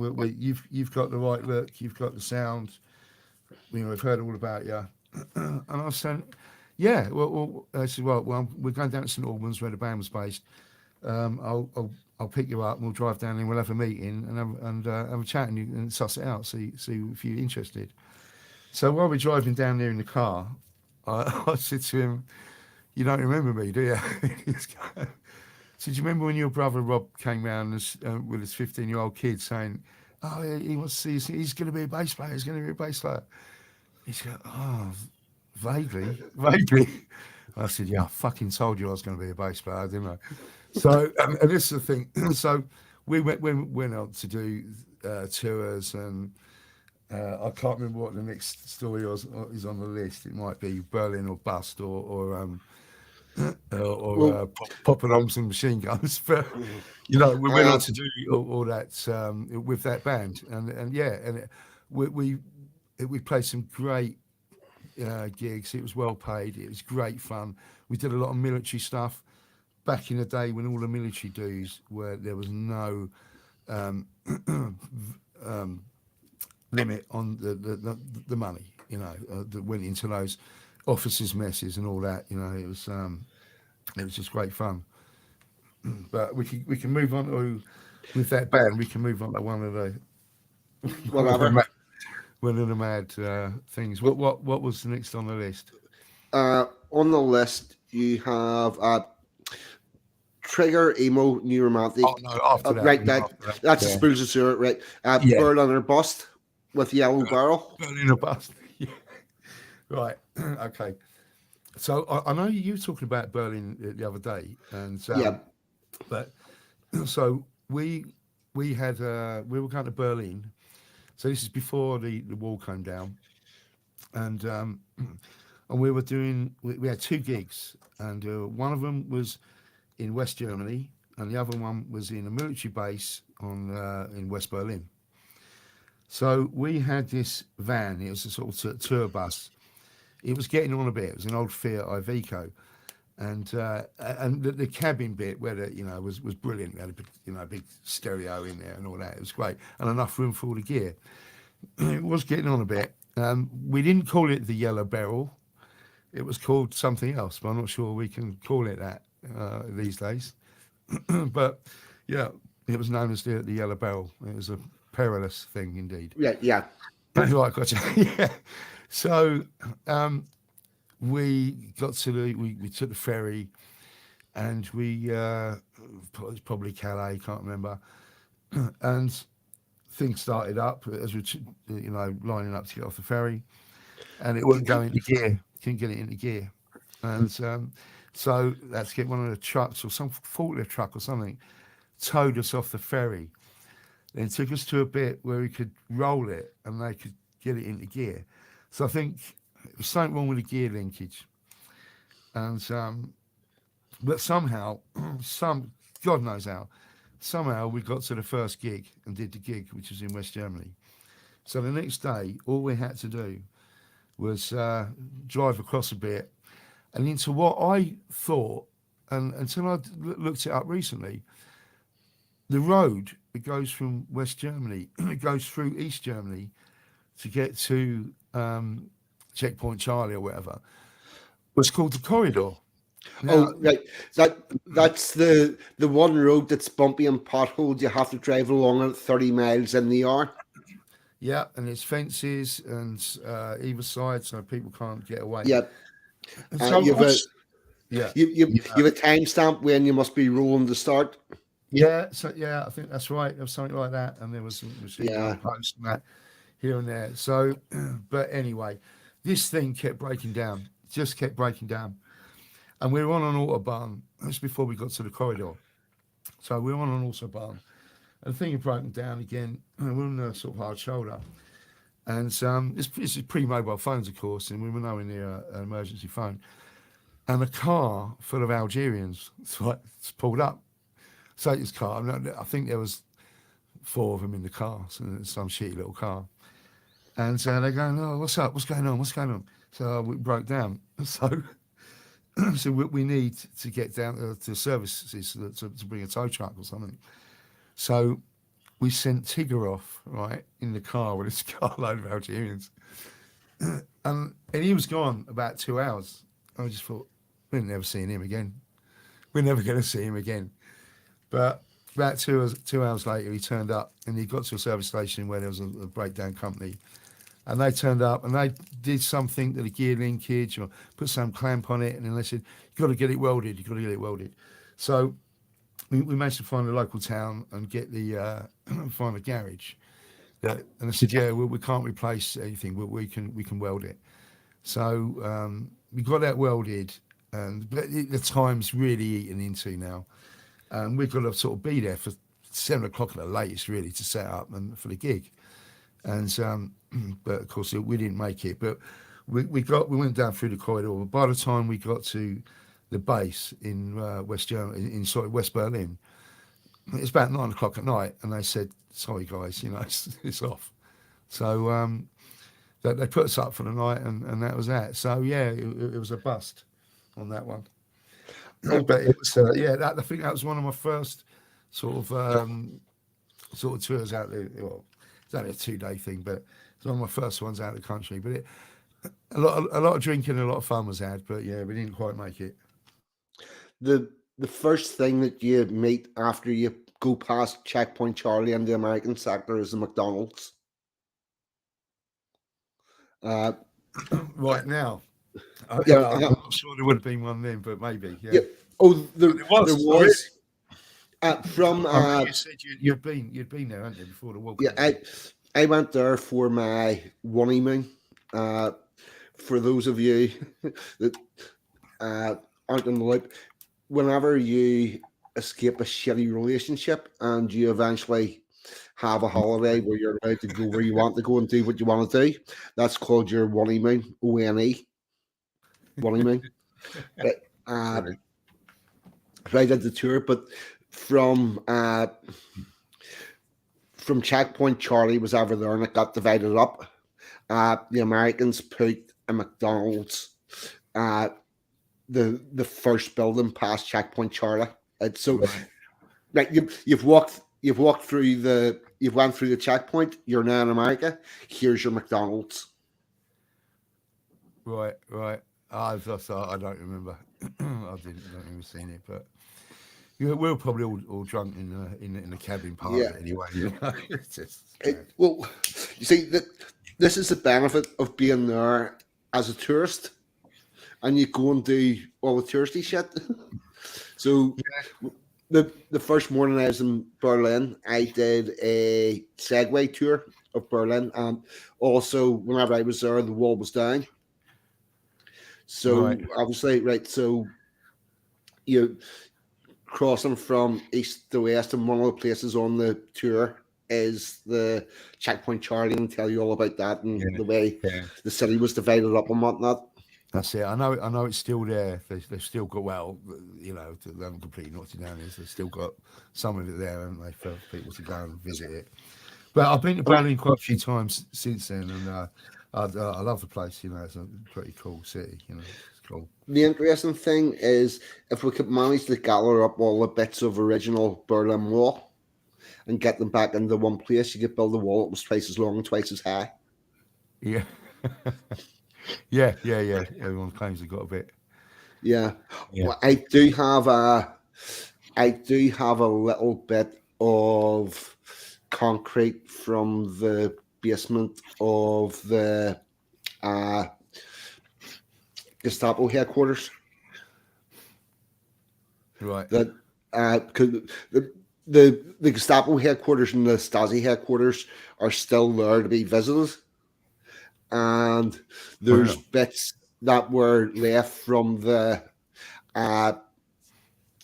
original building and whatnot, and there was a post that had been damaged, and there's the concrete that sort of was holding this post in, and I was able to Right. stand when the healing kicked just a little bit off. Yeah. And I'm not quite sure you're allowed to take. Oh, it's illegal to take any Berlin Wall out of Berlin now.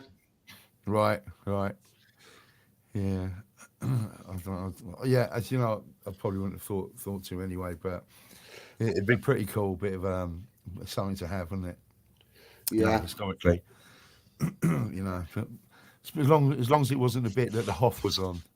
You know, yeah. just don't want anything to do with that prick. But so I move on to another Yeah. bit. Right. Okay. So what was the next prompt? Machine guns and poppadoms. The Right. Prince Edward Highland Fling. What the hell's going on? Okay. Hang on, I just got a cough. So, like I said, this agent was getting us some pretty good, gigs, corporate gigs, and all that. And one of the gigs is right. Okay, Prince Edward is hosting some black tie big event in a museum in Edinburgh, and we were booked as the headline band for it. There was about 5 acts on. I think one of them was like a Scottish reel thing. There was, I don't really remember what else was there. I don't think we were there. We'd gone. I think we turned up before we were about to play. But this is where it all started Sorry, to go wrong. which band's this with? Oh, sorry. Yeah, this is still the same band that I was asked to join. So we had the Hot Gossip Right, yeah. Girl, a guy from then Jericho and all that. Yeah. Yeah. So the band was called Napoleons, actually. Right. So I never ever got a sensible answer why it was called Napoleons, but it was already called that before I joined it. So who knows. So where it all went wrong was they said, right, we're going to send you up on a train from London, first class, and instead of taking a van up or flying up or whatever, right, we got 5.5 hours. What? You got 5.5 hours what are musicians going to do for 5.5 hours on a train? I would guess drink. Drink. Yeah. Yeah. So it was funny. So we obviously didn't take a PA system, the large sound system, because that was already supplied there at the venue. But we had to take what we call a backline, so like my own personal amplifiers, guitars, the drum kit, all that had to go on the train, and it sort of went in a sort of luggage space area. And we had to get it all down. I can't remember what train station we left from, but we had to get it down to there. And in Edinburgh Station, there was a hire van was left for us that we were going to use for to transport us and our gear to the gig. So pretty drunk on it, and we had a roadie driver, by the way. Right, he was supposed to be staying sober, and so we got to the venue, which is a massive museum, a bit like as big and as grand as any of the ones in London. I can't remember what it was called. And with big sort of big wide steps going up to it. You just sort of museum-y type, setup. And so we went there and we did a sound check. We set all the gear up, sound check. Now, the promoter, this is Mike Malley, he said, right, there's an Indian restaurant. It's a table booked for 8 because he had come up to the gig as well, and we had a bit of crew with us. So he said, we've got a table booked for 8. We're going to meet at a restaurant, and then you go back down to the venue, for about an hour before we start to play. So you can see this all going wrong. But so we turned up at the Indian restaurant, and this is on a Saturday night. It was probably about 7 o'clock at night. Right, the restaurant was full. Right, there was no spare tables, so there'd be at least a couple or something on every table. And we got in the place, and right, Mally says, "Well, we've got a table for 8, but for the ponies, we're playing for Prince Edward." And he's going, "Yeah, I know." And he'd fucked up anyway, the restaurant owner. And he said, "Well, the band's got to be fed. We're playing for Prince Edward. He gives a shit." And so this guy, and it's like a scene out of 40 Towers. He goes around picking up people's plates and moving one couple onto a table with another couple, complete strangers. And he does it through the whole restaurant. And we're standing there, up there thinking, what the fuck is going on? And you can't do this. I'd have been right pissed off if that was me. But he put a table together, a long table, so we all got seated. So what we're going to be doing in that restaurant for the next hour, apart from eating a curry, we're going to be drinking. We're still going to be drinking. So we have the meal. We get back in the van, and we still don't know at this point, really. Well, nobody's really taking a little notice because we're all having a crack. The roadie driver, he's been drinking as well.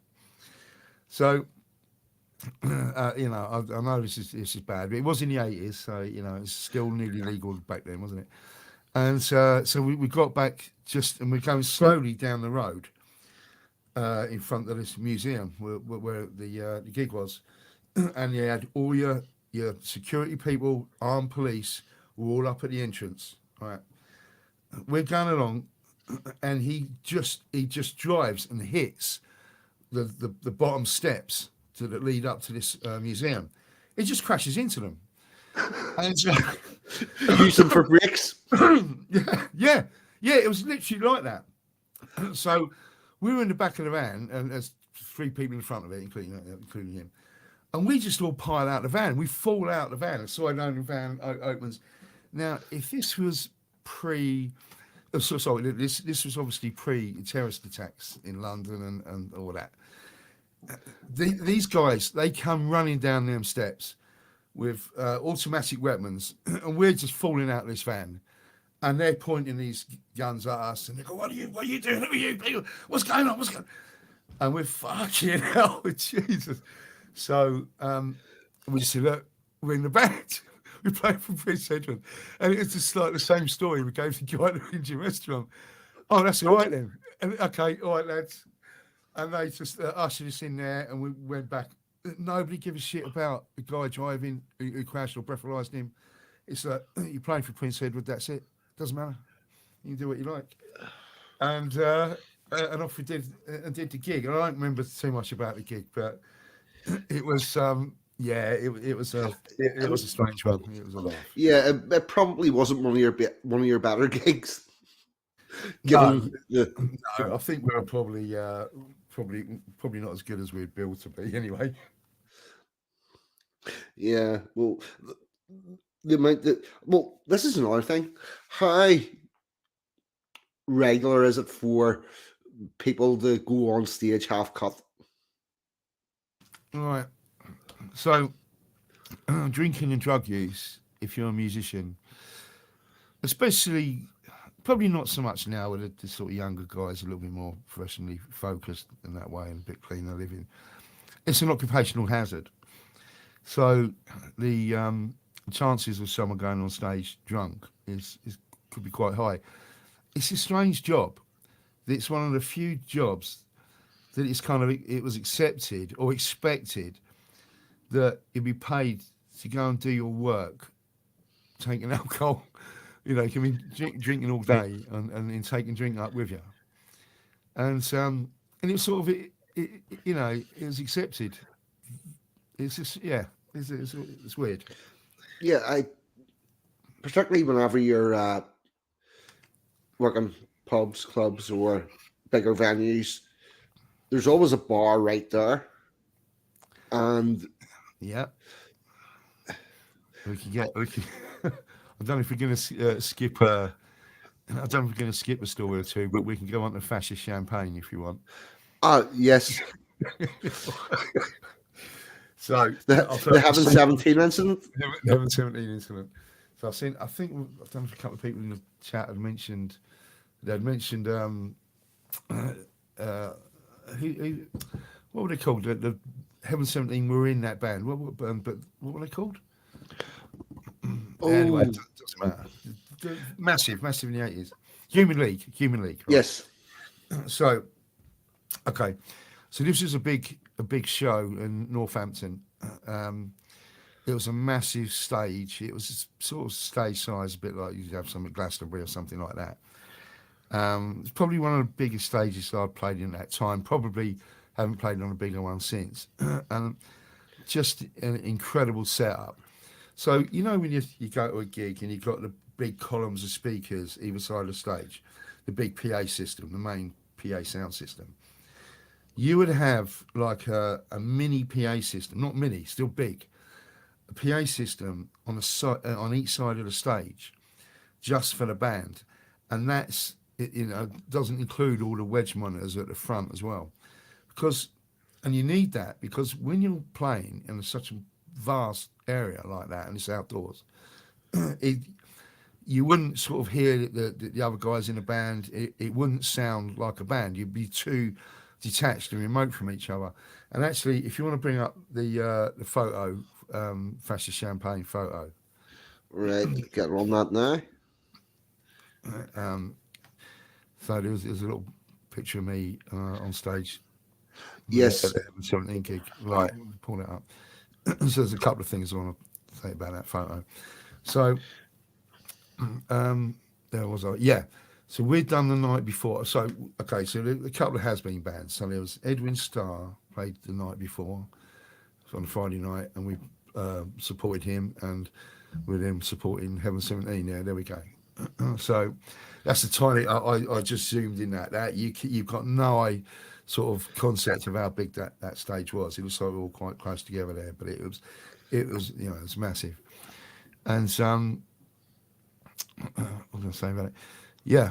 So we waited ages for Heaven 17 to get off the stage to let us, because they get first dibs because they're you sort of has been headliners.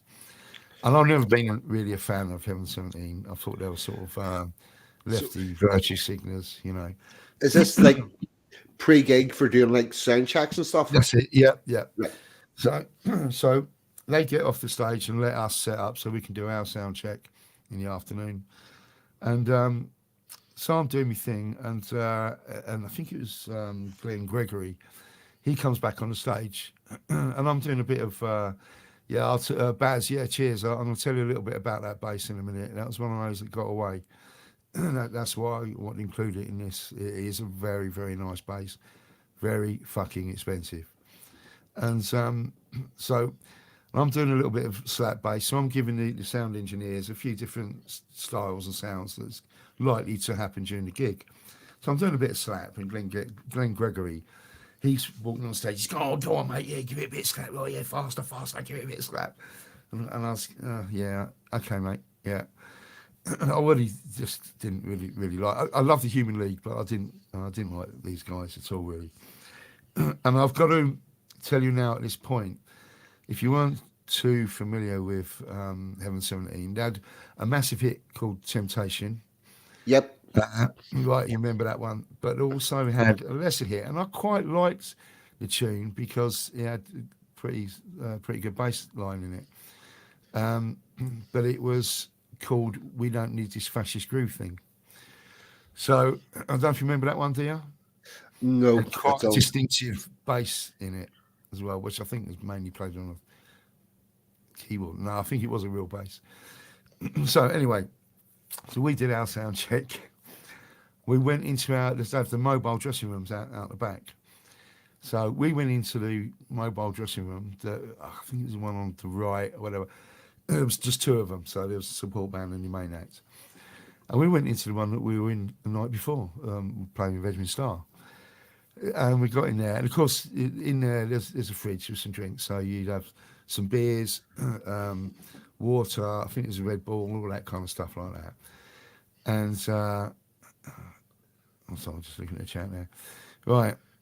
And so we walked into that same dressing room, and in the fridge there was bottles of champagne. Right. So, pardon me, we'd had quite a good gig the night before, and thought, oh, perhaps the organisers were really happy with us and giving us, Dawn Browning. Oh, she likes it. Well, I liked it as well, Dawn. And so of course, champagne and whiskey were my favourite drinks, and champagne and whiskey together is my third favourite drink. So we opened the whiskey straight away. Sorry, I opened the champagne. There was no whiskey there. So we opened the champagne, and we're just necking it out of the bottle. And the Heaven 17 guys had left the site for a little while, and they come back, and they walked into the dressing room that we're in, and they're going, "This is our dressing room." I said, "Oh, shit." I thought, that's our champagne. That's our champagne. So all I said was, we don't need this fascist champagne. Right? So I put the bottle down. So we don't need this fascist champagne.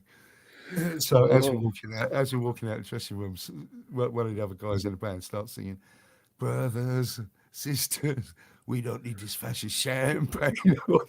I think Glenn Gregory had a bit of a cheeky smile, but Martin Ware, the other guy, the keyboard player, he was giving us fucking daggers, man. It was absolutely hilarious. Oh. So that was the Heaven 17 incident. It could have been worse. It could. Yeah, it could have been worse. And you would wonder if the organisers swapping the dressing rooms, like. Yeah, it wasn't our fault, We just thought, oh yeah, we've earned it from last night, so the champagne is ours. Mad. Did you want to stick a little tune on? I was thinking that.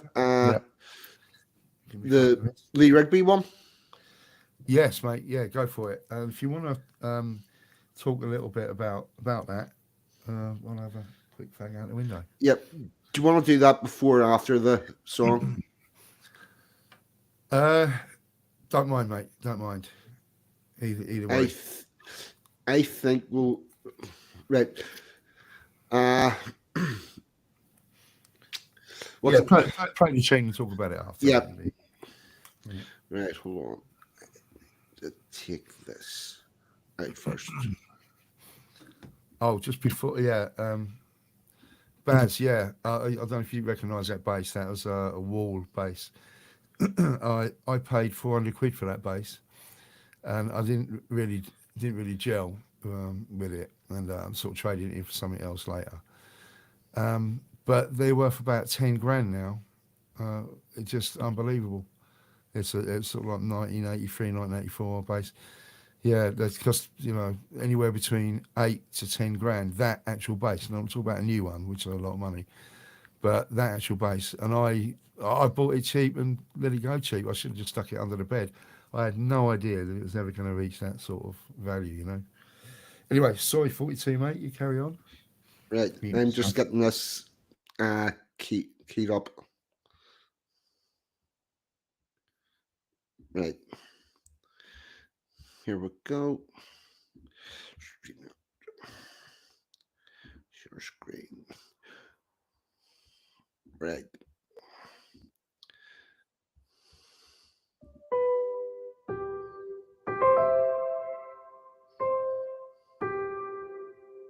The 22nd of May 2013 is a day that will remain in our memory.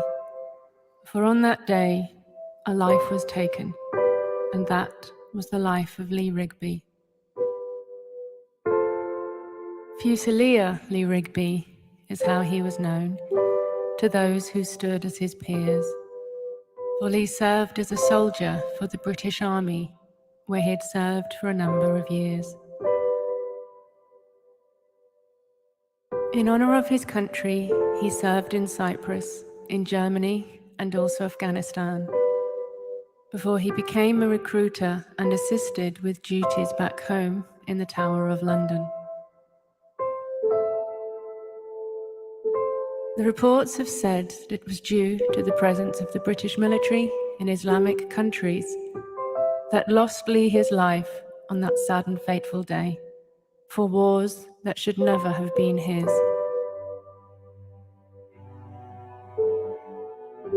He stood as a serviceman with the Royal Regiment of Fusiliers, where he stood for his people and nation, to protect his country from the threat of danger, to protect from the threat of invasion. But the nation that Lee signed up to defend openly welcomes these men that yield knives. The nation that failed him and let him down, this nation has cost Lee his life.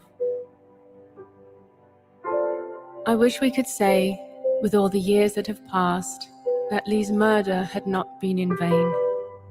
But still the invasion of men from afar is happening again and again. So in honor of Lee and the others that too have been victims and had their lives taken, put our differences aside to stand and unite for our people, our country, our nation. There now stands a tree and a plaque on the ground at the place where Lee was murdered. And the tree is adorned with flowers and tributes, and the words, "Forever remembered." So let's raise a glass and remember his name, Lee Rigby, a true man of men. And let it be known that his name will live on. He is gone, but never forgotten.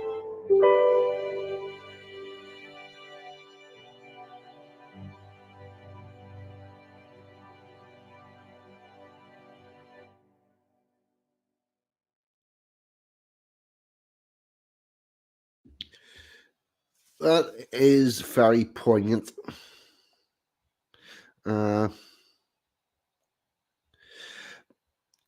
I deliberately did not listen to that before tonight because I wanted to react to it live and give my thoughts. One thing I will say is that the terrorists themselves do not link their actions in Europe, in Great Britain, and England to Britain's foreign policy. The terrorists themselves say that has got absolutely nothing to do with it. The people who say that are the white Europeans who are apologists for the violence that is visited upon our people.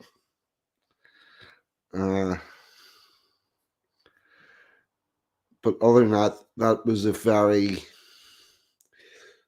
well done and fitting tribute to Lee Rigby. I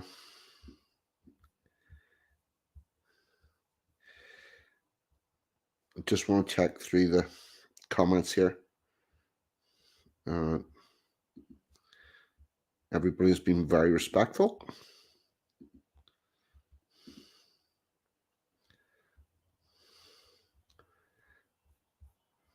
Right, I'm back. Right. quick ones, wasn't it? Yeah. Were you able to hear what I said there? Yeah, I Nope. did. I went Yeah, down. right. I put the earpiece in and listened to it on Yeah. the phone. Yeah. So yeah, it's not. Yeah, there's some excuses made there, isn't it, for the reasons why that was done? And that's Yeah. bullshit. Well, the person that did it was pictured a couple of years before with a sign that says "Behead those who insult Islam," and then we're surprised whenever he basically behead somebody. See, whenever somebody's said they're going to do something, the time to be surprised is not whenever they do it. The time to be surprised is whenever they don't do it, and these people with radical ideas that do not work well with how our country works should not be allowed to remain. And had he been removed whenever he was pictured with a sign saying he was going to cut people's heads off because they don't respect Islam, and by the way, their version of not respecting Islam is probably quite different to what we think. There's no level of criticism that is allowed whatsoever. You say you disagree with any one thing out of the Quran, that is insulting Islam, and that means in his world, in his mind, that's a reason to chop the head off. And we as a people, our leadership, our government, have been remiss in their duties to remove these people that don't actually fit. And our big problem is we keep inviting people to stay here that are totally intolerant. And we have a tradition of being tolerant of people. And whenever you invite people to mix amongst tolerant people who are intolerant, you are always going to have a problem.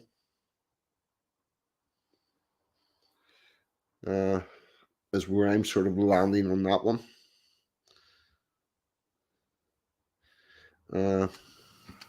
Have you I want to have to talk a bit quieter now, so my missus has gone to bed next door. Right. So, you had something you wanted to play, didn't you, by what's on Nationalists? Oh, the Celtic. Celtic group, yeah.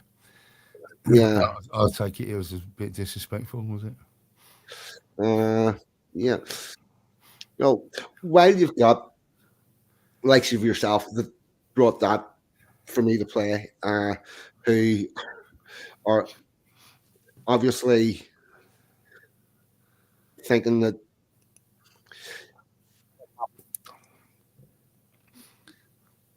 See you later, Anglo-Saxon, by the way. Anglo-Saxon's gone. here are the supporters of Glasgow Celtic with their tune about Lee Rigby. Can't wait. Here we go.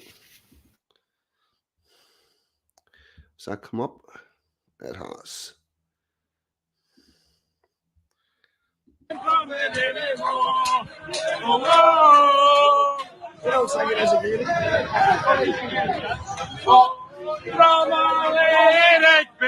You won't be fucking from it.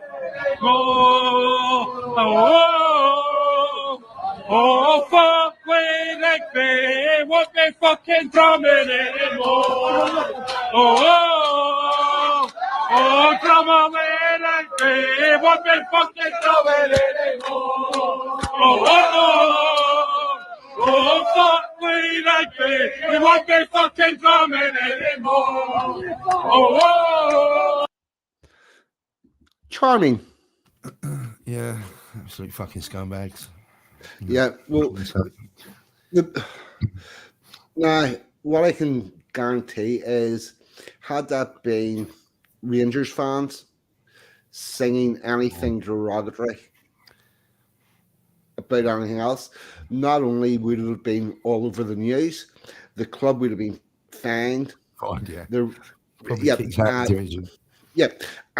What happens whenever the England fan who had a banner that he brought to a match after Diego Maradona died, that said Diego's in a box, right, on a banner.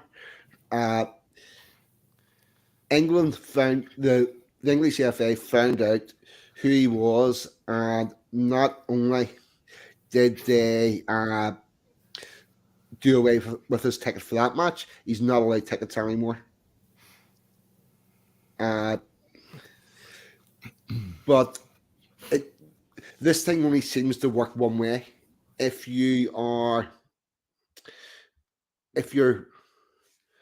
for our country, if you're against immigration, if you have, if you the guy that flew the banner over the club about them taking the knee, the shit that he got into, but whenever Celtic do things like that, which they do very fucking regularly, they're chanting whenever the Queen died. They're chanting with the national anthem whenever our king was for his coronation, but nothing's ever done about it, and that's a bit that boils my piss. Yeah. It. Like I say, mate, you know, it's frustrating. It's annoying. It's just it's bullshit. And it's just so unfair. You know. Look, you know, some people get a pass with the media these days. Certain people get a pass, and others don't, and that's that. Yep. What else have we got? Oh, right, hold on.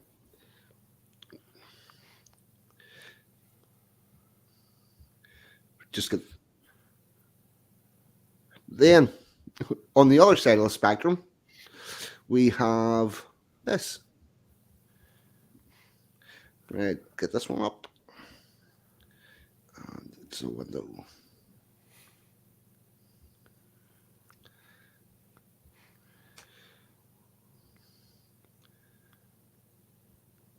Oh, it's a tab. He's looking at some of his comments there. There's always some crack in the comments. This came up. That's right. Good.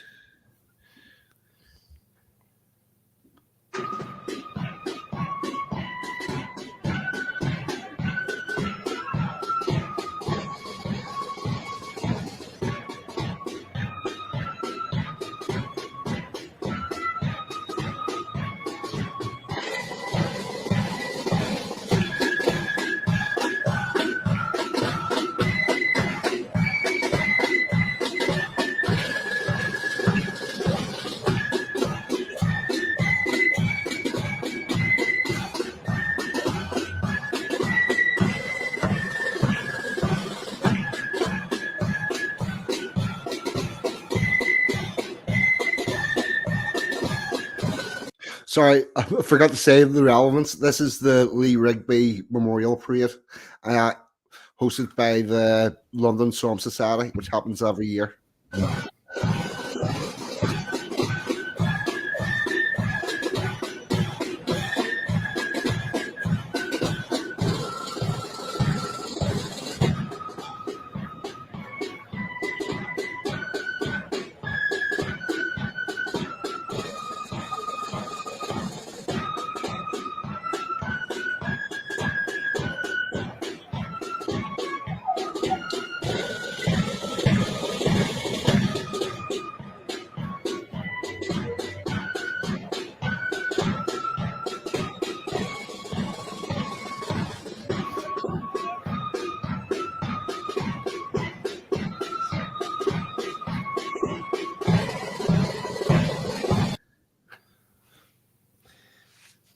Well, it was a bit more respectful, wasn't it?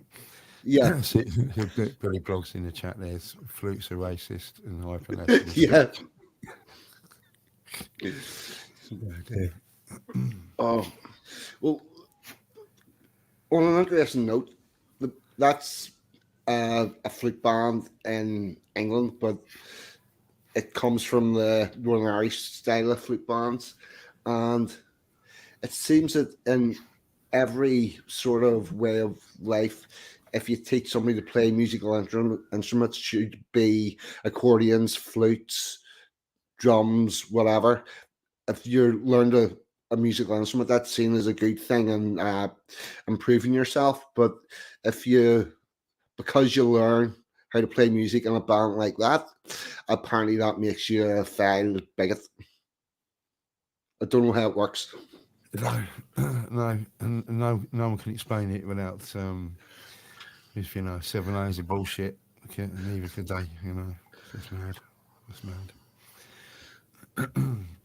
Well, what's next on the agenda? Is there Right, do you play another tune or? Do you want?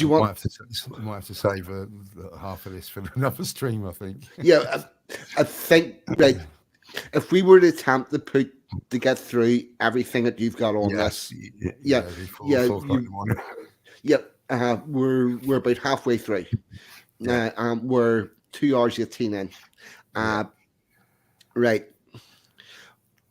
Well, and you're very welcome to come back another time whenever you don't have a gig. Yeah, absolutely. Do the rest of it. Yeah, we'll work it out. I'll look in the diary. There are Saturdays free, mate. So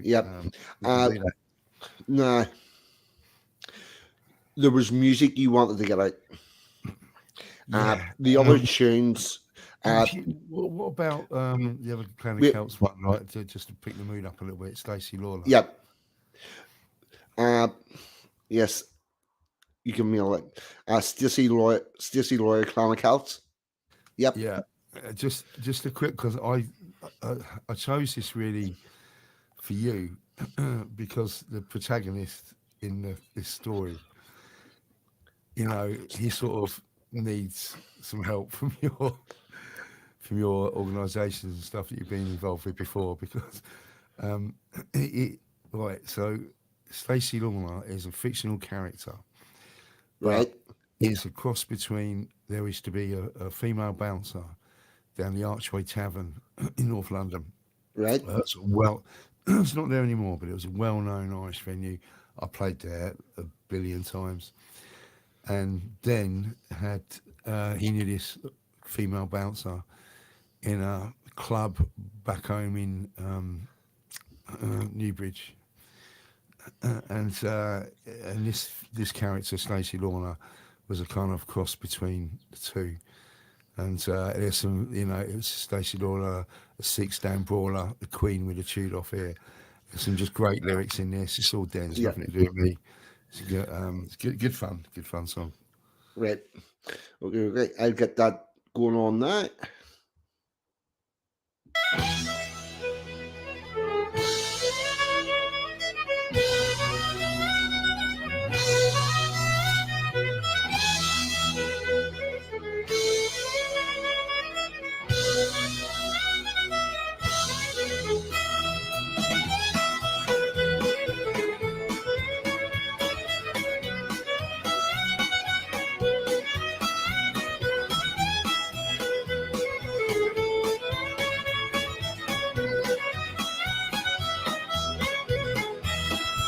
arranged a date the other night to a girl I met online.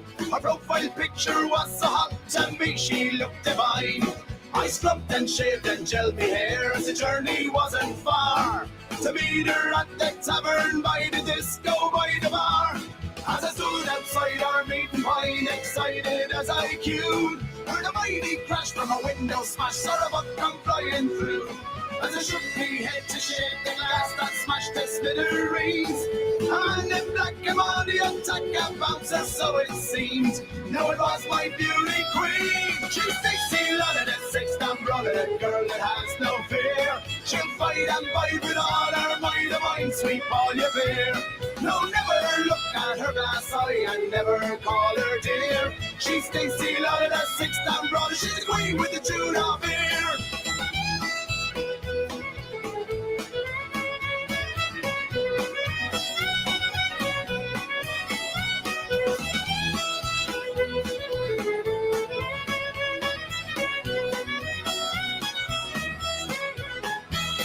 She thumped them hard and looked at me and said, so you're the man. She grabbed me by the scruff of the neck and dumped me in her van. She drove pissed up past red lights and scared me half to death. Parked on the path, began to laugh with the raw meat on her breath. She dragged me to her bedsit, my forehead unkeyed the door. I tried to run, she tripped me up, me nails screeched along the floor. She stripped me bare and tied me down, I saw the notches on her bed. I said, are they your lovers? She said, they're the ones who's dead. Then she squatted upon my head. She's Stacy Lodder, the sixth and brother, the girl that has no fear. She'll fight and fight with all her might and mind, sweet Paul bear. No, never look at her glass eye and never call her dear. She's Stacy Lodder, the sixth and brother, she's the queen with the tune of hair.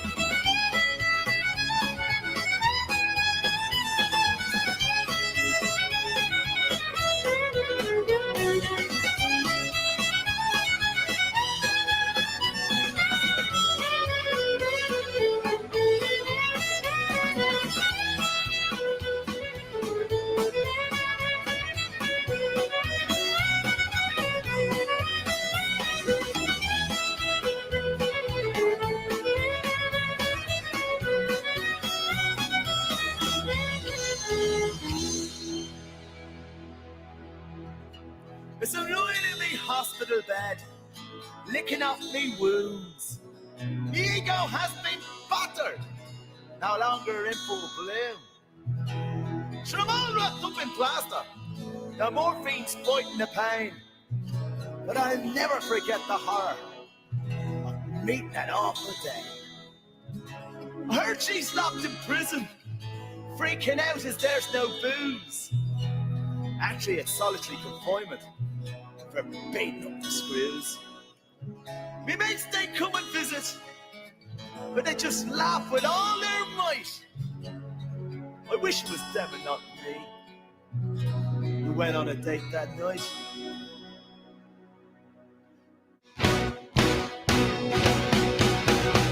She's Stacy Lodder, the sixth and brother, the girl that has no fear. She'll fight and fight with all her might and mind, sweet Paul bear. No, never look at her glass eye and never call her dear. She's Stacy Lodder, the sixth and brother, she's the queen with the tune of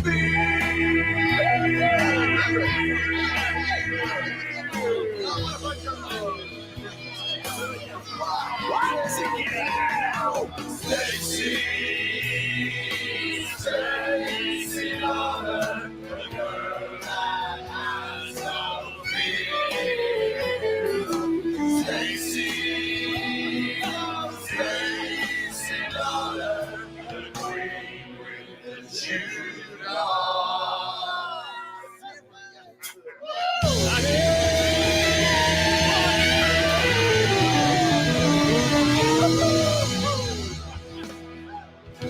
Oh, you dirty thing.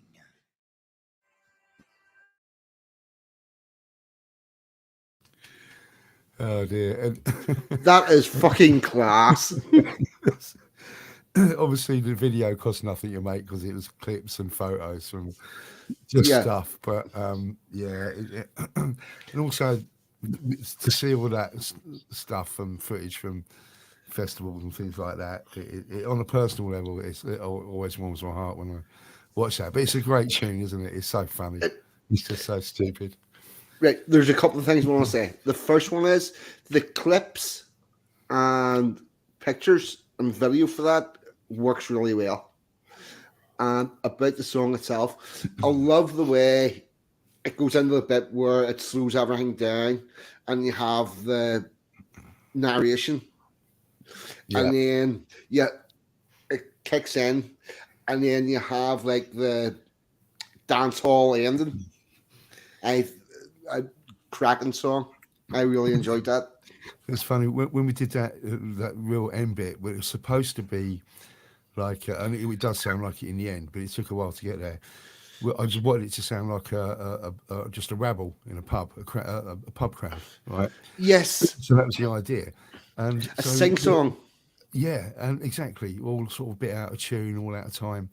So there was about 6 of us. We're up here in my studio doing that.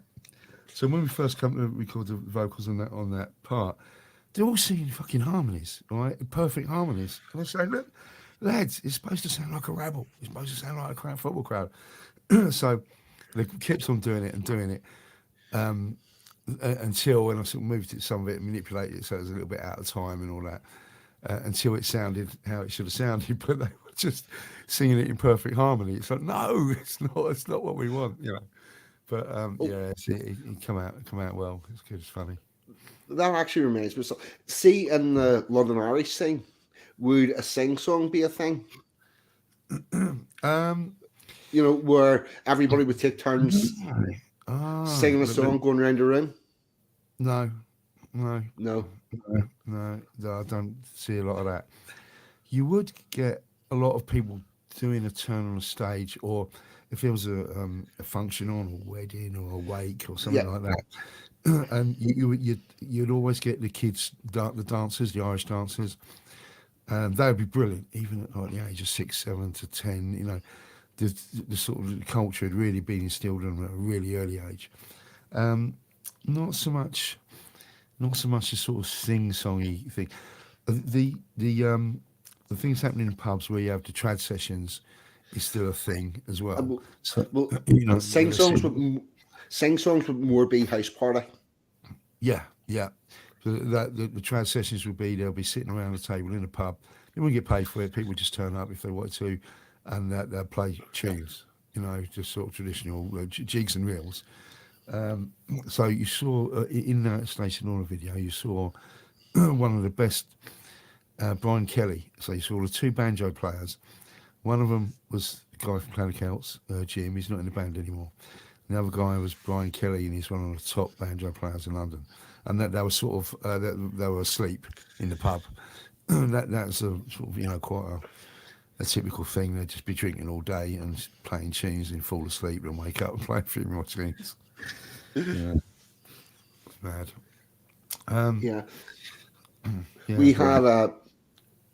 We had around where I live, we're close off the road for a street party for the coronation, and there was a stage and all brought in. We had kids doing Highland dancing up on the stage. That was good. Yeah.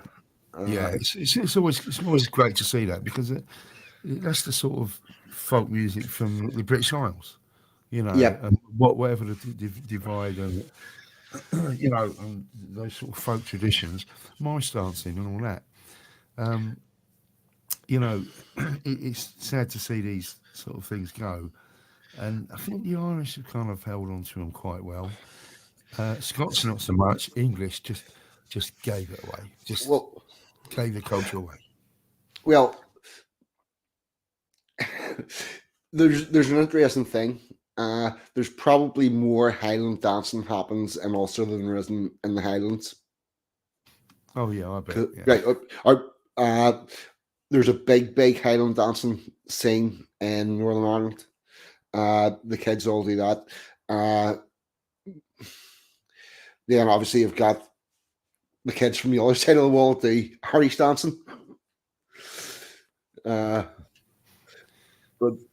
Well, the other thing that what amazed me from I started this channel, the amount of small festivals, rituals that we have that people in towns, villages, and even cities do that we just don't get told about.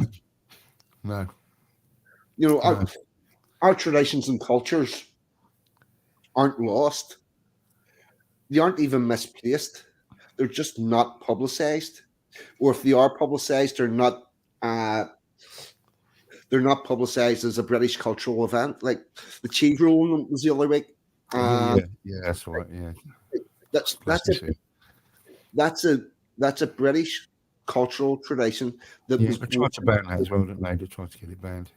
Yeah, it, it was born out of the need to prove that the land was walked, so it would remain common ground. But they just go get the annual cheese rolling. They don't say it's a British thing. You know, Yeah, you're not doing that anywhere else. yeah, that's right. That looks dangerous as well. I'll tell you something. Because I was watching a bit on telly, seeing it all tumbling down the hill. Yeah. Just the other day, about 3 weeks ago, because my dog, he's not great off the lead. Right, we got him as 8-month-old rescue, but he's a Belgian Malinois, so he's a bit fucking mental anyway. And but we occasionally take him to one of these secure fields, perfectly secure. You pay years, they give you a code online to get into the place, and you can play with throw the balls and don't have to worry about the Yeah, recall. other dogs or whatnot. Yeah, and you can practice the recall on your dog from distance. Now, so we took our Malinois down there, and we've got these new ball throwers, those tennis ball throwing things. Yes. So we were chucking these balls around, and he wasn't interested at all. He was running around the whole field, sniffing every blade of grass, and he normally would chase anything, but he wasn't interested. So me and my girlfriend were just chucking tennis balls to each other. We were using these ball throwers, and from one end of the field to the other. Anyway, she threw this ball over, and it was going a bit wide. So I went to run to try and catch it with a ball thrower, and somehow I don't know what happened, right? But I lost my balance. I slipped, and I went crashing down on my right shoulder, and I was down there on the floor, right? And I couldn't move. I was winded, and I couldn't move for about 4 minutes. And I was down there, and I did actually cracked a rib, and Ooh. I've been on. It was ridiculous, and I'm just still recovering from it now.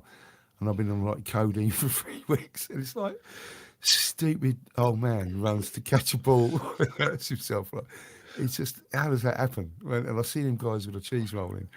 I think, God, you remember you could just you tumbling down the hill, you just get up like there's nothing, and it's like. I can hardly I can't move my shoulder for the last 3 weeks. Just so embarrassing. Yeah. And the other slight thing, just quickly, the button off my trousers popped off at the same time, right?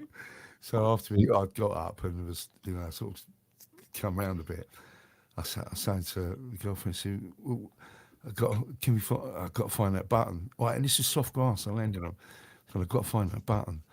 And she says, exactly where was it that you lost your dignity?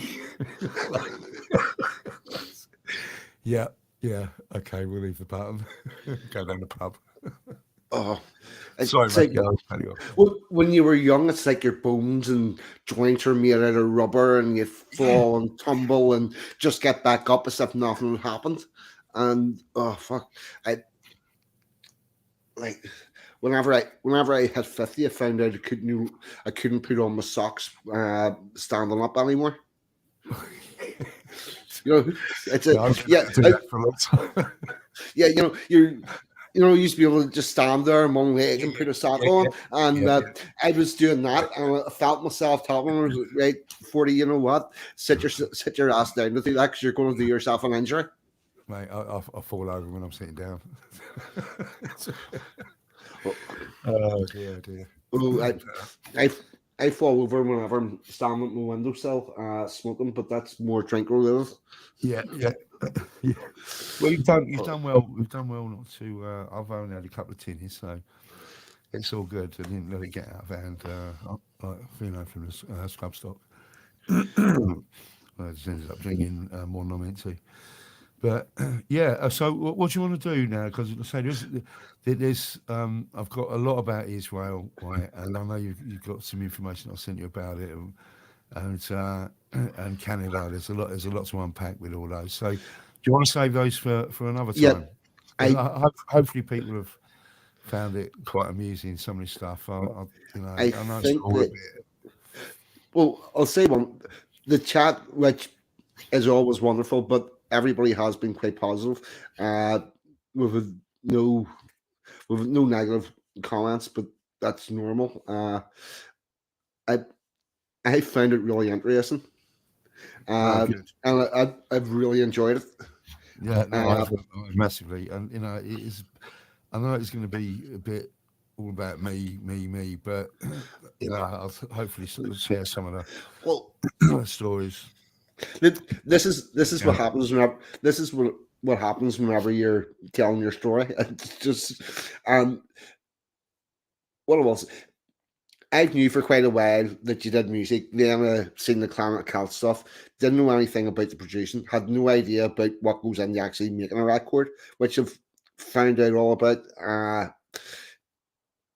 Yeah, and Bass is saying, please come back. So we're good. Uh, Oh, you nice one, know, Baz. Nice one, Baz. We'll do it. We'll do it. yeah, we'll come back and do the rest. Now, out of the songs that you sent me, uh,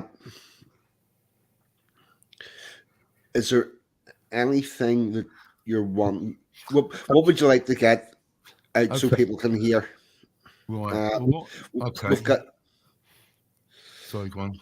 we've got Dystopia, Maya, Mayapa, Dystopia, Justice Kane, myopia. Yeah. written by you, Orwell and Ainswell. I think that All Well that Ends Well will be a good ending song. We could do. I don't write songs very often. It's not really my bag. I'm not. That's not one of my strength. But I did write that one. Got the guy from Justice Kane to sing it. And funnily enough, he said, "Oh," I said, it's called Dystopia Myopia," and he said, "Oh, that sounds great." He says, "What does that mean?" I said, "Well, dystopia. You know what that means?" No. I said, "Well, it's sort of opposite to utopia." Oh, right. Yeah, get it. So the myopia, yeah, short-sightedness. Just being myopic is short-sightedness. Basically, you can't dystopia myopia. Just means you can't see what's coming. You can't see the shit that's coming. So, thank you, Linda. Lovely. Thank you, and Dawn. Thank you. So, so I wrote that song, but I think that All Well That Ends Well will be. It's a really, really quirky song, and the lyrics are great. And this is written by him, not me. I produced it, done plugged the bass and everything on it. But I think that'd be a good one to end the show. It's sort of, it's sort of down tempo. It's a good ending one. Yeah, All right. about 1984, obviously. Yep, right. I got that right. I got it keyed up. Before that, honestly and truly, thank you for tonight. It has been a really good interview. Right, thanks for having I've me. enjoyed it. The chat's enjoyed it. Have you anything to shell out? Where can people find more about you, Clan of Celts, or anybody else Yep. that you? Obviously, Clan of Celts got Clan of Celts. I think it's .com. I think the website. Me personally, if anybody wants to contact me regarding anything with music production or anything like that, I'd be happy to talk to anyone. And then get me at al_mac_music at protonmail.com. Might want to put that in the description after the video or something like that. Yeah, For the stream. send me an email with the correct spelling and everything, and Yeah, I'll will get do. that into the thing. Clan of Yeah. Celts, they have a Twitter. I think so. You think so? Right. Okay. We at one point we had all social media, maybe not Twitter, but there was an Instagram, Facebook. There was everything at once. Maybe not Twitter, because the guy used to run was Jim, who's the accordion and banjo player, and he used to take care of the social media stuff. And that's something we're gonna, because we'll be picking up on it a little bit. It took a bit of a setback during the pandemic time, so it's being resurrected. We're working on a new Christmas song. Toffee, thank you very much, mate. That's lovely. Thank you. And working on a new single and a new Christmas song. It's going to be a wicked tune as well. So, yeah, that's it, really. Right, I'm gonna play the outro. Al, could you stay behind for like 2 to 3 minutes Yes, mate, after, just to say a proper goodbye in private? Yes, mate. Will do. Right, and I'll get this up now. And if you're looking, so you know what, look on social media, you'll find Clan of Celts stuff, and it's good. Here we go.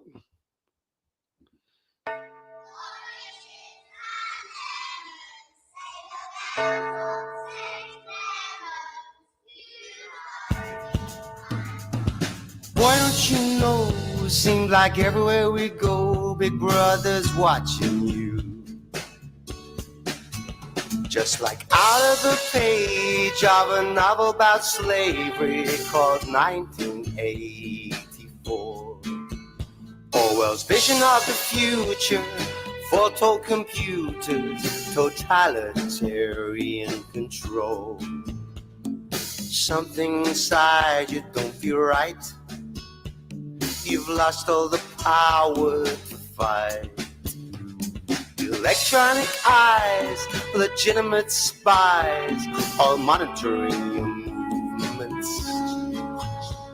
recording your data for you sometime later, like footprints in the snow. They know what you buy, and in the blink of an eye, all your personal habits. It's a lottery for the poor, every day a new war, dismantling family problems for justice. Something inside you don't feel right. You've lost all the power to fight. Here comes the candle to light you to bed. Good night, sweetheart. Here comes the chopper.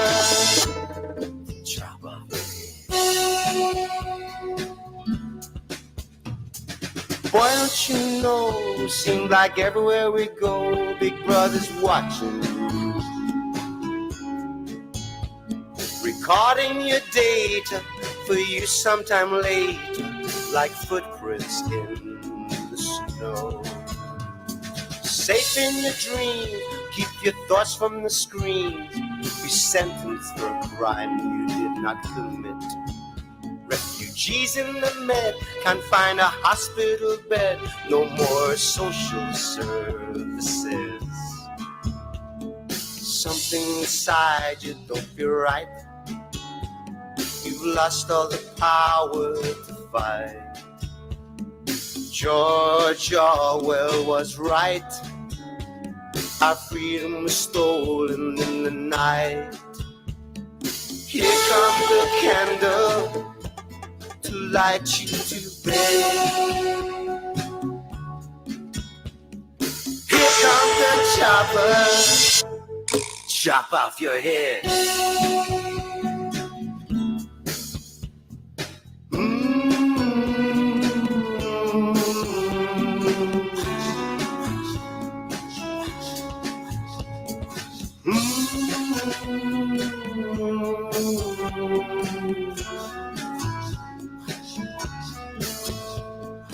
Boy, don't you know, seem like everywhere we go, Big Brother's watching you. Just like out of a page of a novel about slavery called 1984. Something inside you don't feel right. You've lost all the power to fight. Georgia, well, what's right?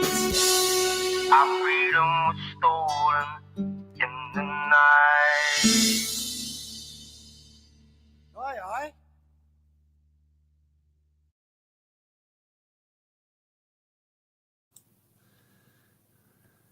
That's a mad one, isn't it? Fuck. Try taking the mic off on mute. But man, Al, that tune was fucking excellent, mate. Yeah, it's one of the I most like it. quirky, bizarre tunes I've ever been involved with. But it's yeah. It's I like good. the way it It's kind of started with like the oranges and lemons. yeah, mate. That was awesome. Jesus. Absolutely brilliant. Thank you. Right, I'm going to wrap this up and stay behind. Want to talk to you for a couple of minutes just to say proper goodbyes in private.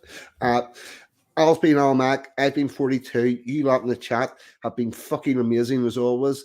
Thank you. Good night. God bless. See you all next week. I'm out of here. Gone. Bye.